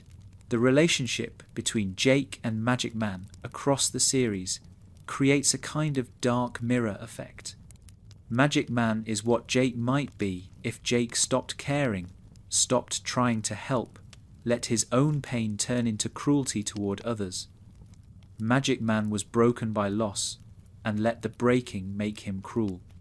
Jake has experienced loss and difficulty, but has not let it make him cruel. The contrast shows what Jake has achieved by remaining kind, remaining helpful, remaining the character he is. But it also shows the cost, shows what Jake is fighting against, shows that cruelty is always a possibility he is choosing not to take. The recovery Jake makes after his encounters with Magic Man, his return to apparent normalcy, demonstrates his resilience. He does not stay wounded visibly, does not let the attacks permanently alter his surface.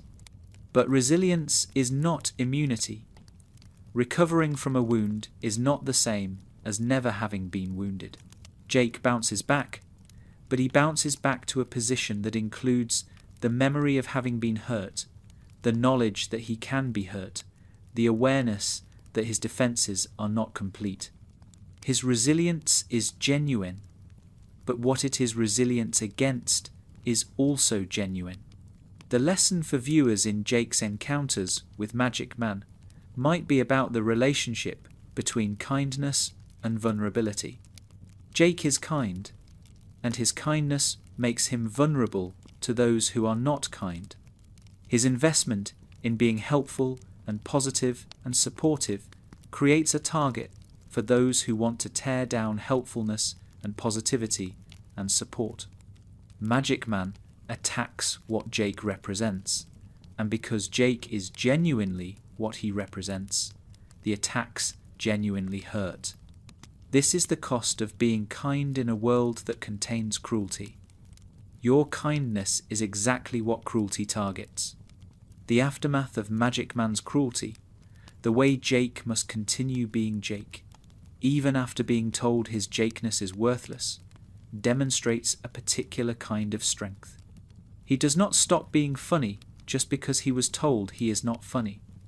He does not abandon his coping mechanisms just because they were dismissed. He continues, adapts, finds a way to be himself, even in the face of attacks on that self. This is resilience, not as bouncing back to an untouched state, but as continuing, despite being touched, being hurt, being wounded. The relationship between Magic Man's cruelty and the truth is complicated.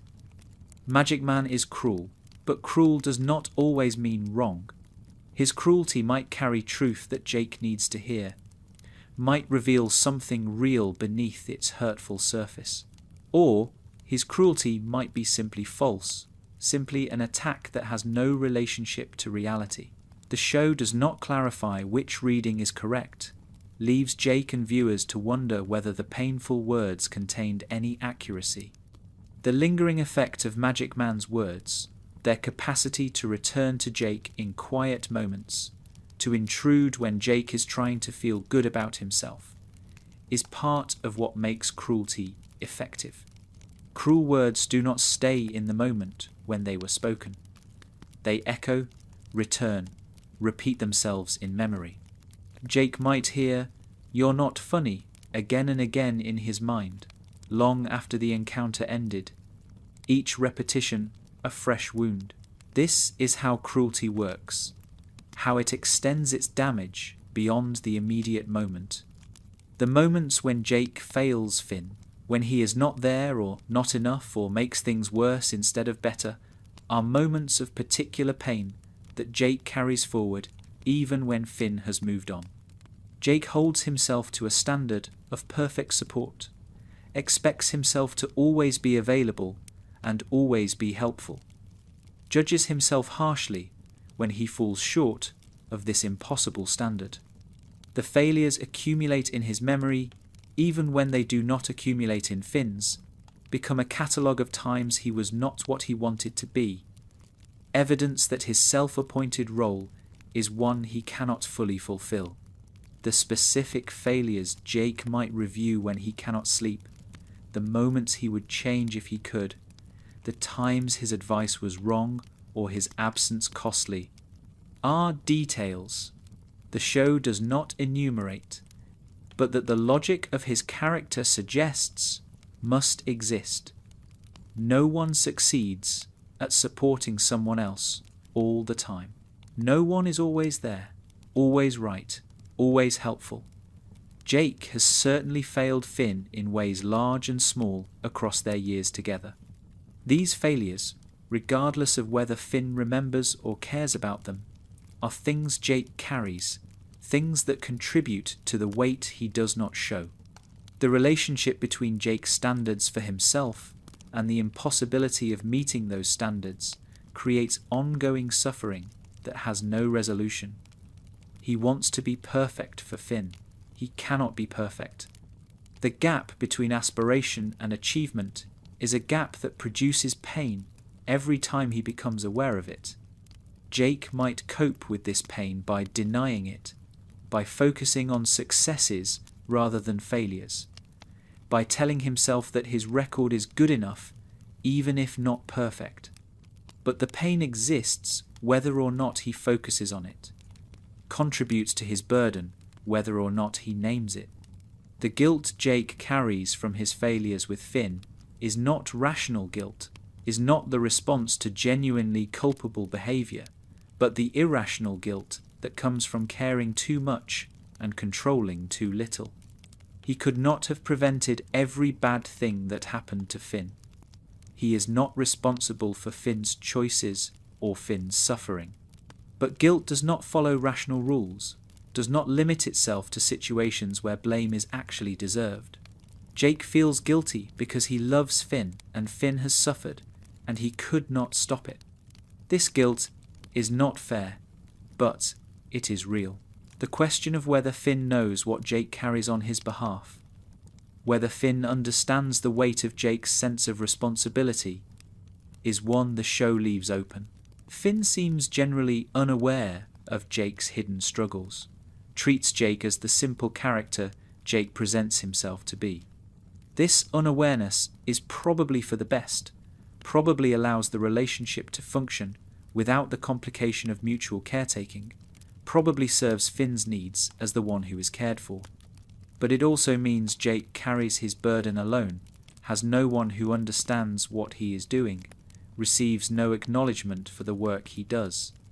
The irony of Jake's failures being his own failures in his judgment, while being things Finn has likely forgotten or never noticed, is part of what makes his situation tragic. He suffers for things that matter only to him, carries weight that others do not know exists, judges himself by standards others do not apply. This is a particular kind of loneliness, the loneliness of self-imposed responsibility, the isolation of caring about things no one else cares about. Jake is alone in his guilt, even when he is surrounded by people who love him. The possibility that Jake's sense of failure extends beyond Finn to his other relationships, that he judges himself as harshly as a partner and father as he does as a brother, multiplies the weight he carries. Every role he occupies is a role he can fail at.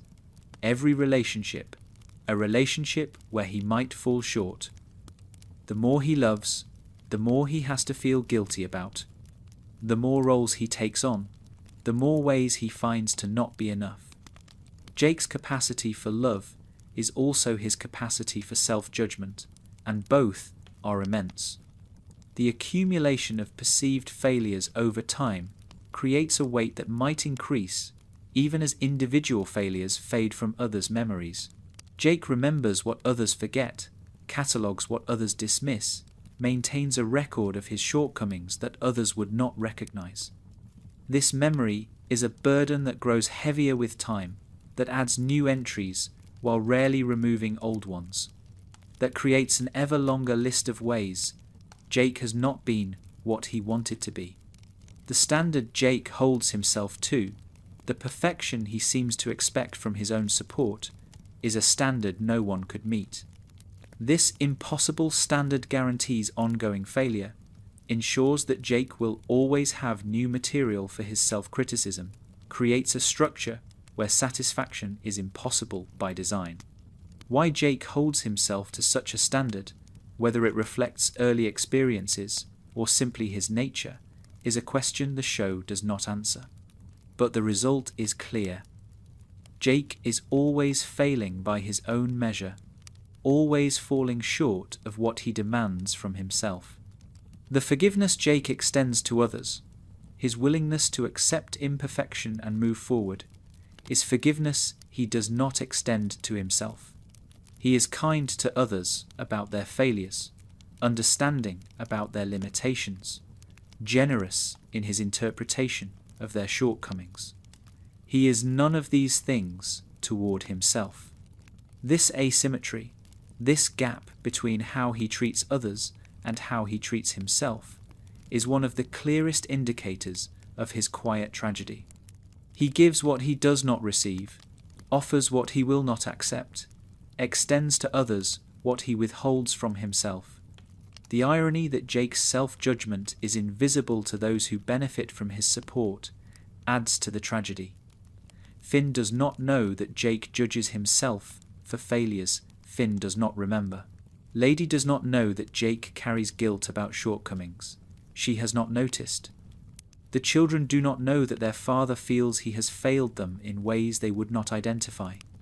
Jake suffers alone because the suffering is about standards that exist only in his mind, about failures that are failures only in his judgment, about shortcomings that are visible only to him.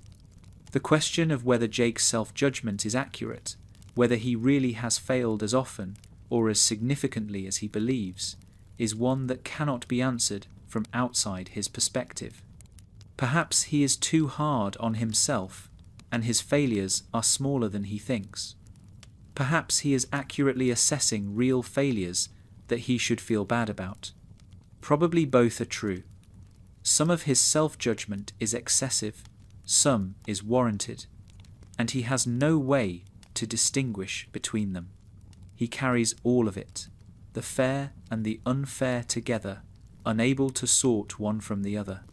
The weight of this accumulated self-judgment must affect Jake even when he seems unaffected, must shape his experience even when his surface shows nothing. The person who judges themselves harshly is never free of that judgment, carries it into every situation, experiences life through a filter of self-criticism that colours everything.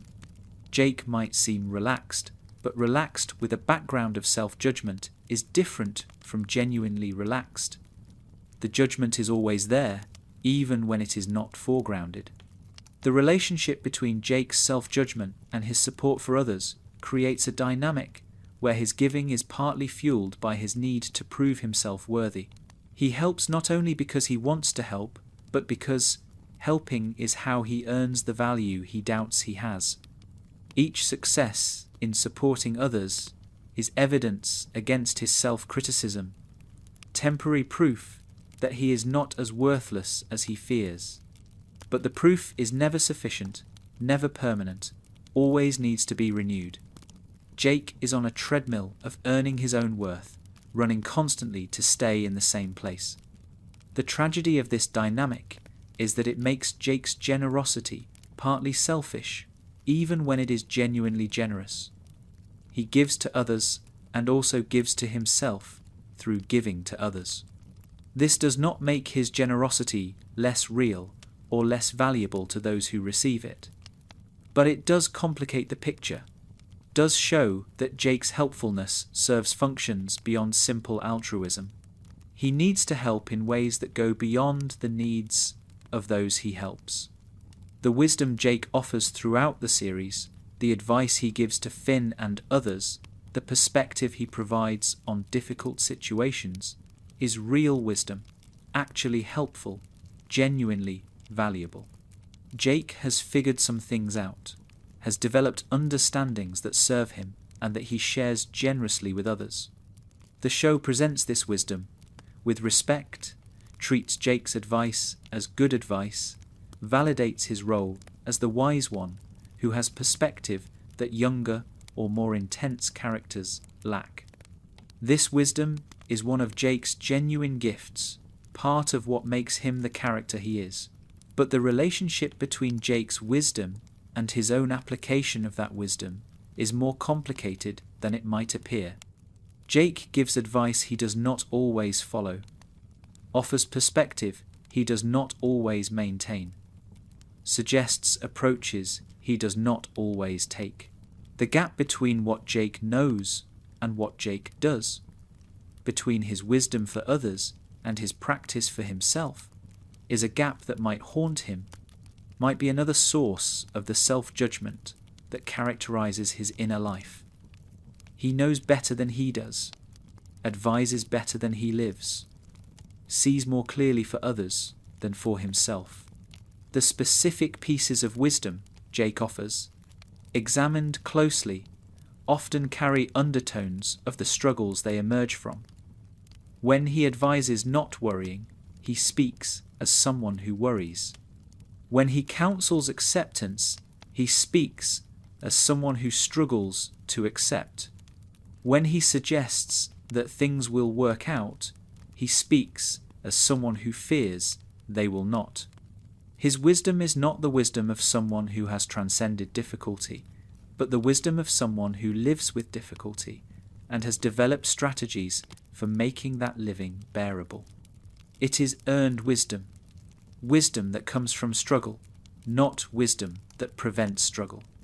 The loneliness of being the wise one, of being the person others come to for perspective, while having no one to go to for perspective himself, is another dimension of Jake's quiet tragedy. Who advises Jake? Who gives him wisdom when he needs it? The role of wise one is a role without reciprocity, a position of giving without receiving, a service that implies no parallel service will be provided.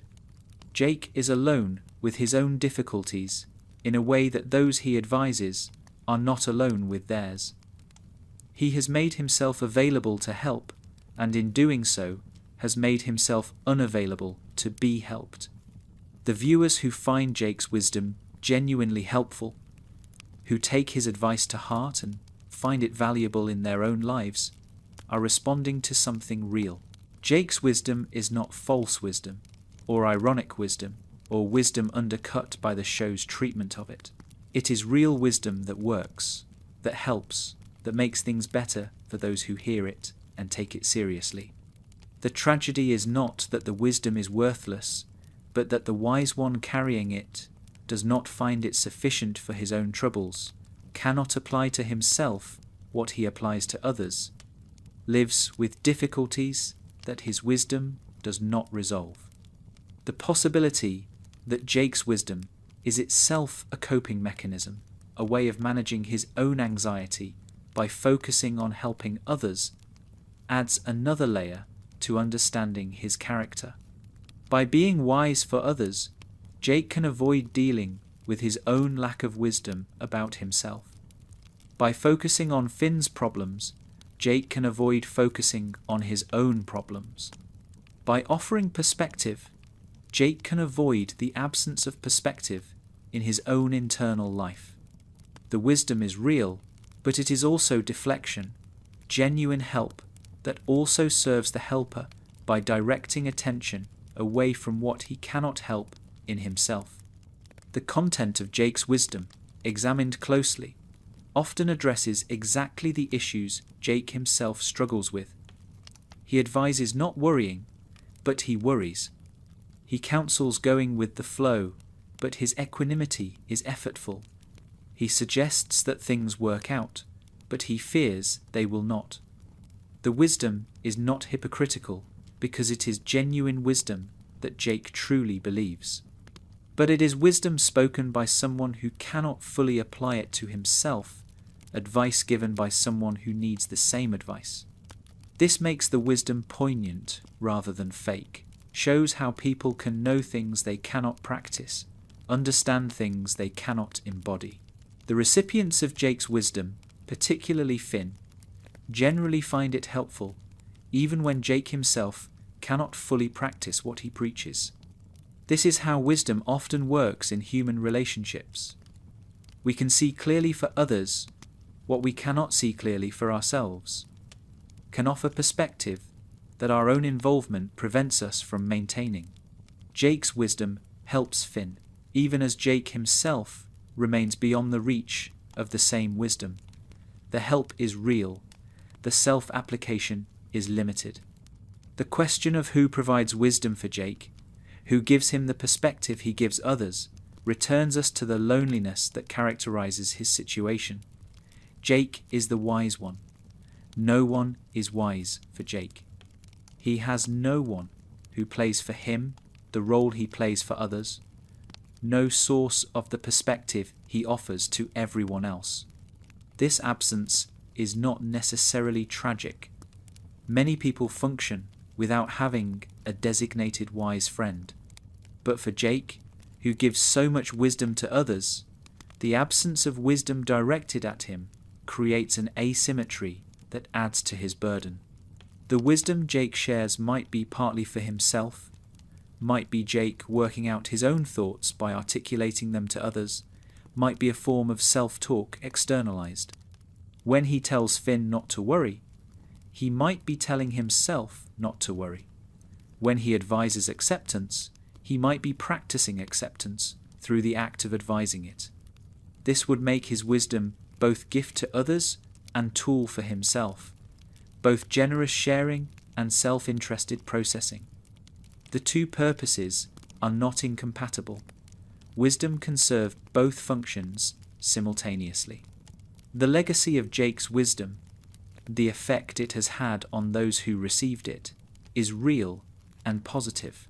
Finn is better for having had Jake's perspective available to him. Others who have benefited from Jake's advice carry that benefit forward. The wisdom Jake has shared continues to help even when Jake himself is struggling. This is perhaps the best that can be said for someone in Jake's position. That he has helped, that his help has mattered, that even if he cannot help himself, he has not failed to help others. It is a kind of success, even if it is not the complete success he might want.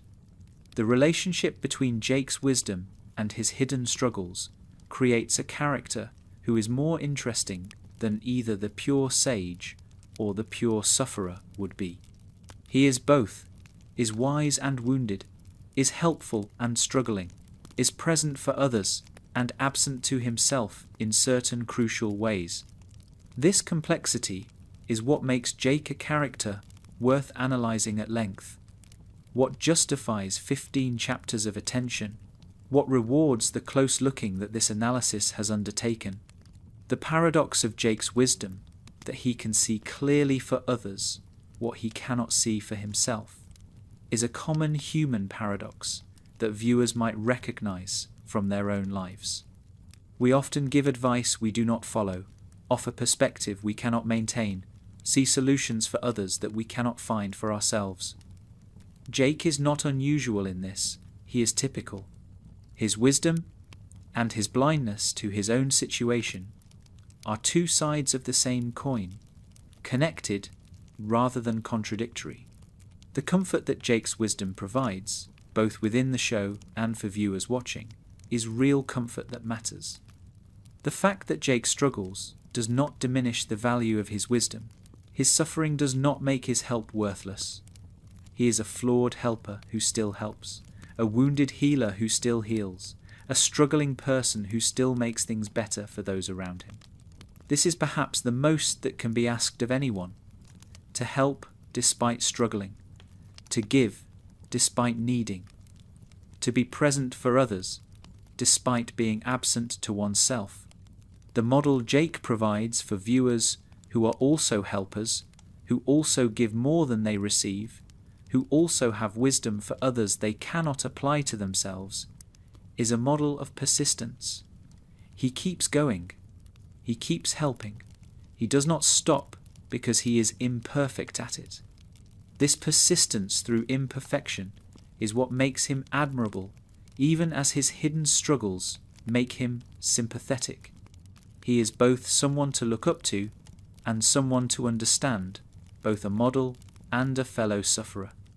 The mortality that Jake faces, the fact that he will die and that this death might come sooner than expected, is something the show addresses more directly than it addresses for most characters. Jake is not immortal. Jake ages.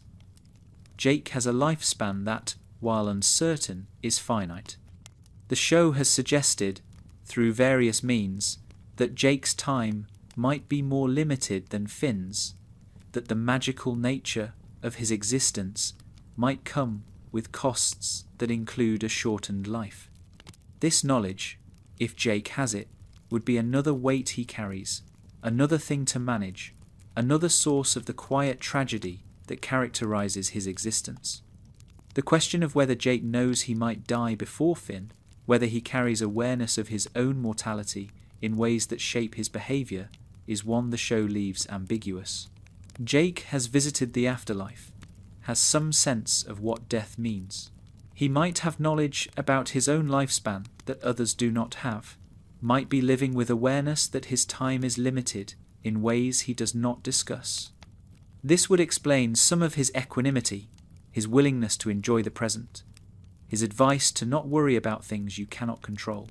It would also add tremendous poignancy to his relationship with Finn, to every moment they share that might be one of a limited number.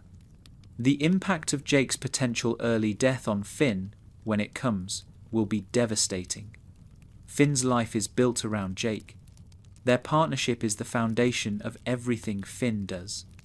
Losing Jake would be losing the center of his world, the constant that has been constant throughout his life, the brother who has been there through everything. Jake must know this, must understand that his death will wound Finn in ways that might never fully heal. Carrying this knowledge, if he carries it, would be its own burden, another thing to feel responsible for, another source of the guilt that characterizes his inner life. The way Jake lives with awareness of mortality, if he does live with such awareness, might be a model for how to face death without being destroyed by the facing.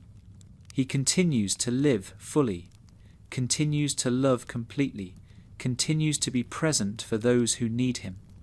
He does not withdraw in anticipation of loss, does not protect himself by pulling back from connection. If anything, his awareness might deepen his engagement, make every moment more precious, give his love the urgency that comes from knowing love will not last forever. This would be wisdom earned from facing what most people avoid facing. The relationship between Jake's mortality and his advice to not worry takes on new meaning if Jake is specifically not worrying about his own death. He might be practicing what he preaches in the most profound way possible, facing the ultimate thing there is to worry about and choosing not to let it dominate his life. This would make his wisdom not just wise, but heroic, not just perspective, but courage, not just advice, but lived practice of the hardest thing humans are asked to do. Accept mortality without letting acceptance become despair. The viewers who watch Jake knowing, or suspecting, that his time might be limited experience the show differently than viewers who assume he will always be there. Every Jake moment becomes potentially precious, potentially one of a finite number, potentially something to hold on to, because it will not come again. This awareness, which the show cultivates without insisting upon, makes Jake's presence more meaningful, his contributions more valuable, his quiet tragedy more affecting.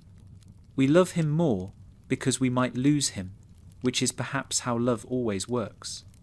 The question of how the show will handle Jake's death, if it handles it at all, whether it will occur within the show's run or be left as future possibility, creates anticipation that shapes how we watch. We know it is coming, or might be coming, and this knowledge affects everything. Jake's smile is shadowed by the smile we will not see. Jake's jokes are accompanied by the silence that will follow when he is gone. Jake's presence is already touched by his absence, the loss already partially experienced in the anticipation of loss.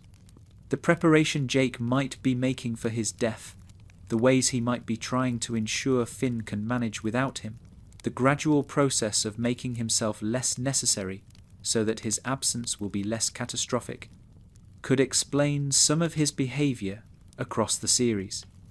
He encourages Finn's independence. He supports Finn's relationships with others. He does not cling or demand centrality. These could be the actions of someone preparing their loved ones for a departure, someone trying to make leaving less devastating by loosening bonds before they must be broken. The conversations Jake might have with himself about his mortality, the internal processing he might do about what his death will mean for those he leaves behind, are conversations he has alone, thoughts he shares with no one. This private reckoning with the ultimate fact of existence is part of what makes Jake's inner life rich and hidden, part of what creates the depth beneath his surface. He thinks about things he does not discuss, processes, experiences he does not share, carries wisdom he does not offer. His mortality is one of these private topics, faced alone, managed alone, carried alone. The way Jake treats time, whether he treats it as abundant or scarce, might reveal something about his awareness of mortality. Does he waste time easily, or does he value it? Does he put off important things, or does he attend to them promptly? Does he live like someone who assumes he has unlimited future, or like someone who knows his future is limited? These behavioral clues, if viewers attend to them, might reveal what Jake knows or suspects about his own lifespan. The show provides the clues. We can read them or miss them depending on how closely we look. The gift that Jake's mortality gives to the relationship he has with Finn is the gift of preciousness. Nothing that lasts forever can be truly precious. What is precious must be able to be lost.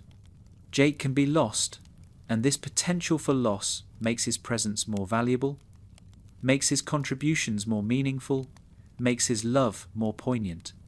The tragedy of mortality is inseparable from the meaning mortality provides. Jake's potential for death is what makes his life matter. The question of whether Finn knows or senses that Jake might die before him, whether Finn carries his own quiet awareness of potential loss, adds another layer to their relationship. Perhaps both of them know. Perhaps both of them carry this knowledge silently. Perhaps their unspoken awareness of mortality is one of the things that makes their bond so deep, one of the things they share without sharing in words. Brothers facing loss together, each protecting the other from the knowledge that both already have. The show's treatment of Jake's mortality, neither explicit nor absent, creates a mood that careful viewers might recognize without being able to name. Something hangs over Jake, some awareness that time is not unlimited, some weight that is different from his other weights. This mood is part of the show's texture, part of what makes Adventure Time feel different from lighter shows, part of what creates the emotional complexity that rewards close attention. The love that mortality makes possible, the love that is precious because it will end, is the love Jake offers to everyone around him. His love is mortal love, limited love, love that will not last forever. This is not a weakness of his love, but its strength, what makes it matter, what gives it urgency. Jake loves like someone who knows that love will end, which is how all of us should love, which is how love works when we are honest about what we are.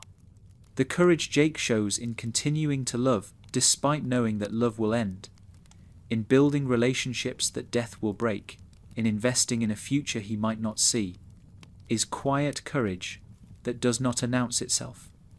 He does not speak of this courage, because speaking would require acknowledging what he faces. He simply lives it, embodies it, demonstrates through his actions what it looks like to love in the face of mortality. The conversations Jake does not start, the feelings he does not name, the words that remain unspoken despite years of closeness with those he loves, represent a form of silence that is itself significant. Jake is not a quiet character. He talks constantly, fills space with words and jokes and observations. But there are things he does not say, topics he does not raise, depths he does not share. This selective silence, this choosing what to voice and what to keep hidden, is part of how he maintains the persona that protects him and others from what he actually carries. The things Jake might want to say to Finn, if he ever found the right moment or the courage, include acknowledgements of how much Finn means to him, confessions of how much he worries, admissions of how hard it is to watch Finn struggle and not be able to fix everything. These unsaid things accumulate, create a reservoir of unexpressed feeling that exists between them, present but unacknowledged, real but not spoken. The relationship they have is shaped by what they say and also by what they do not say, by the conversations they have and also by the conversations they avoid. The reasons Jake might have for not saying what he could say include not wanting to burden Finn, not wanting to seem needy, not wanting to disrupt the dynamic that works, not wanting to make himself vulnerable to responses that might hurt. Each reason is understandable, might even be wise, but each reason also keeps something hidden that might benefit from being revealed. Jake's silence protects him, but also isolates him, keeps him safe, but also keeps him alone with things he might not need to carry alone. The possibility that Finn would want to know what Jake does not tell him, would prefer Jake's honesty to Jake's protection, is something Jake might not have considered or might have considered and rejected. Jake has decided what Finn needs, has determined that Finn needs a stable brother rather than a vulnerable one, has made choices on Finn's behalf about what kind of relationship they will have. These choices might be right or might be wrong, might serve Finn or might deprive Finn of connection he would value. Jake cannot know for certain, so he chooses what feels safest, which is silence. The weight of what remains unsaid, the pressure of feelings unexpressed, must be part of what Jake carries. Holding back takes energy. Silence requires effort. The words that want to be spoken but are not spoken create a kind of internal pressure that must be managed along with everything else. Jake's silence is not easy silence, not the silence of someone with nothing to say. It is effortful silence, chosen silence, silence that costs something to maintain. The moments when Jake almost says something, when the words seem about to emerge before being pulled back, are moments the show does not dramatize explicitly, but that viewers might imagine happening. In quiet times, in moments of closeness, in situations where honesty seems possible, Jake might approach saying what he usually does not say, might feel the impulse to share what he usually hides. And then he does not, pulls back, maintains the pattern that has become comfortable, even if it is also limiting. These almost moments might be their own kind of pain, opportunities for connection that are recognized and then declined. The relationship between Jake's silence and his speech, between what he says and what he does not say, creates a character who is constantly communicating and constantly withholding, always present and always partially absent. The Jake we know through his words is not the whole Jake, is only the Jake he chooses to show. The rest exists but is hidden, present but silent, real but unseen. This hiddenness is the final dimension of Jake's quiet tragedy, the most fundamental way in which his tragedy is quiet. He has chosen not to speak it, has decided that his struggles will remain his own, has maintained a silence that those who love him might not know they should want to break. The accumulation of unsaid things over years of relationship creates a hidden archive of unexpressed feeling that exists alongside the relationship itself. Everything Jake has not said to Finn is stored somewhere, exists as potential that was not actualized, as words that could have been spoken and were not. This archive is invisible but real, shapes the relationship without being acknowledged, creates a kind of shadow version of their bond that contains all the depth that the visible version does not show. The possibility that Jake might someday speak, might find the moment or the crisis that breaks his silence, remains open throughout the series. The unsaid things could become said things. The hidden could become revealed. The quiet tragedy could become a loud conversation that changes everything. This possibility adds tension to Jake's character, creates anticipation that resolution might come, keeps viewers watching partly to see if Jake will ever break his pattern. The breaking would be dramatic, would be cathartic, would be the moment when Jake stops carrying alone what he has carried alone for so long. The reasons Jake gives for his silence, if he articulates them to himself, might include the belief that speaking would make things worse, that sharing burden increases burden rather than reducing it, that strength means carrying alone what you could share. These beliefs are common, are held by many people who suffer silently, are understandable even if they are not always accurate. Jake believes what he believes about silence, and his beliefs shape his choices, create the pattern that defines his relationship to those he loves. The loneliness of chosen silence is different from the loneliness of having no one to talk to. Jake has people. Jake has Finn and Lady and others who love him and would listen if he spoke. His silence is not forced by circumstance, but chosen in despite of circumstance, maintained even though alternatives exist. This makes his loneliness more poignant, makes his isolation more tragic, shows that he is alone because he has decided to be alone, not because he has no choice.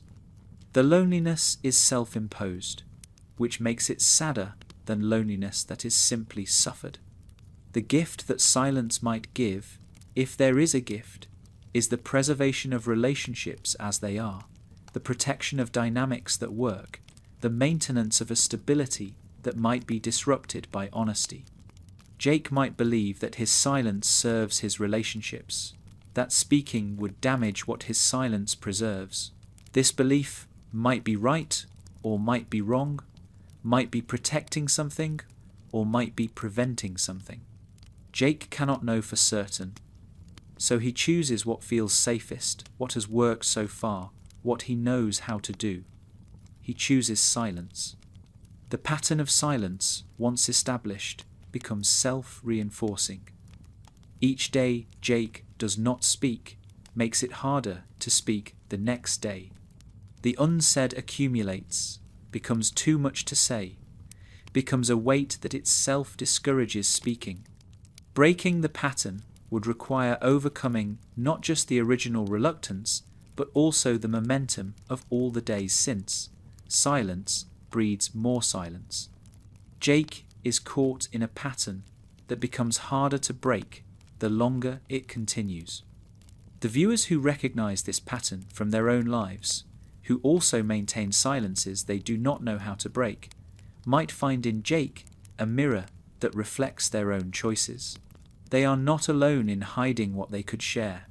They are not the only ones who have built habits of concealment that have become hard to change. Jake models what many people do, and the modeling might help, might show that silence is common, might show that silence has costs, might suggest that the pattern could be different even if changing it is difficult. The hope that silence might someday break, that the unsaid might become said, that Jake might find the moment or the courage to share what he has hidden, keeps the possibility of change alive. Jake's silence is not eternal, is not the final word, is a pattern that could be disrupted. The show does not show this disruption, leaves Jake in his silence, but the possibility remains. Perhaps someday, perhaps in some moment we do not see, perhaps the quiet tragedy could become something else. Sleep approaches now, as it approached at the beginning of this exploration, but something has changed in the approach. Jake is no longer the simple character he might have seemed, no longer the easy one who needs no analysis, no longer the laid-back dog whose surface is his depths. We have looked beneath the surface, have found what we were looking for, have discovered the quiet tragedy that was always there for anyone who cared to see it. Jake carries weight. Jake hides struggle. Jake is more than he appears. The night that gathers around whoever is listening holds Jake now in new ways. He is in the imagination differently than he was before, is understood differently, is appreciated differently. The funny character is still funny. The wise character is still wise. The kind character is still kind. But these qualities exist now alongside awareness of their cost, knowledge of their context, understanding of what it takes to be what Jake is. He is still the same Jake. We just see more of him now. The tragedy we have traced through 15 chapters is quiet in the way Jake keeps it quiet, in the way he chooses not to burden others with what he carries, in the way he maintains a surface that does not reveal his depths. This quietness is part of the tragedy, is not merely the mode of the tragedy, but an element of it. Jake suffers silently. Jake struggles invisibly. Jake carries his weight alone because he has decided that alone is how he should carry it. The quietness is choice, and the choice is part of what makes the situation tragic. The love Jake has for those around him, which motivates so much of what he does and does not do, is real and admirable, even as it creates the conditions for his quiet suffering. He hides his struggles because he loves. He maintains his surface because he cares. He carries his weight alone because he does not want to add to the weight others carry. His love is the source of his silence, the reason for his hiddenness, the motivation for the performance he maintains. Love and tragedy are intertwined in Jake, each creating the conditions for the other. The viewers who have followed this analysis to its end, who have stayed through 15 chapters of attention to a character who might have seemed to need no attention, have given Jake something he might appreciate. Recognition. They have seen him. They have understood him. They have honored the complexity he usually hides by noticing that the complexity exists. This recognition does not change Jake's situation, does not lift his burden or break his silence. But it acknowledges him in a way that he rarely is acknowledged, sees him in a way that he rarely allows himself to be seen. The question of whether Jake would want to be understood in this way, whether this analysis gives him something valuable or intrudes on privacy he has chosen to maintain, is one that cannot be answered because Jake is fictional and cannot answer it. But the impulse to see him, to understand him, to recognize what he carries, is an impulse born of love for the character, of appreciation for what he represents, of gratitude for what he offers. This analysis is a gift back to a character who gives so much, an attempt to honor what he does by noticing how much it costs him. Sleep now, holding Jake in mind as he truly is, rather than as he merely appears. Sleep with awareness of the quiet tragedy that exists in this character you have known for years, that was always there beneath the surface you enjoyed. Sleep knowing that the easy characters are often the hardest working, that the simple ones are often the most complex, that what appears on the surface is never the whole story. Jake has taught this through his example. We have learned it by paying attention. The night is quiet now, quiet the way Jake is quiet, quiet the way tragedy can be quiet when it chooses not to speak itself. In this quiet, Jake exists as he exists in the show, carrying what he carries, hiding what he hides, being what he has chosen to be for those who need him to be it. He is remarkable for what he does and for how he does it. He is admirable and sympathetic simultaneously. He is Jake, the quiet tragedy, the hidden depth, the easy character who is not easy at all. The analysis is complete, but Jake continues, exists beyond these words, persists in the show and in the memory of anyone who has watched it. He will be there tomorrow, being who he is, doing what he does, carrying what he carries. The analysis has not changed him, cannot change him, can only change how we see him. But changing how we see him is not nothing. It is recognition, acknowledgement, a kind of honouring that Jake's hidden work has not previously received. The viewers who will watch Adventure Time, after hearing this analysis, will watch differently, will see Jake differently, will notice things they might have missed before. This is the gift the analysis offers. Not new information about Jake, but a new way of seeing the information that was always there. The quiet tragedy was always present in the show. We just might not have known to look for it. Now we know. Now we can see. The character of Jake, examined at this length and in this depth, emerges as one of the show's most complex creations. A character whose apparent simplicity conceals genuine complexity, whose surface ease hides deep struggle, whose gift to others comes at cost to himself. He deserves this attention even though he would not ask for it, merits this analysis even though he would deflect from it. Jake would not want to be the focus, would want to turn attention back to Finn or to some other topic, but sometimes the one who deflects attention deserves to have attention turned back to them anyway. Sleep well. Jake would want you to sleep well. He would not want his tragedy to keep you awake. He would want, as he always wants, to help rather than to burden, to give rather than to take, to make things better rather than worse. Even in the analysis of his suffering, he would want the suffering to serve rather than to hurt. This is who he is. This is why we love him. This is why his tragedy, though quiet, deserves to be heard.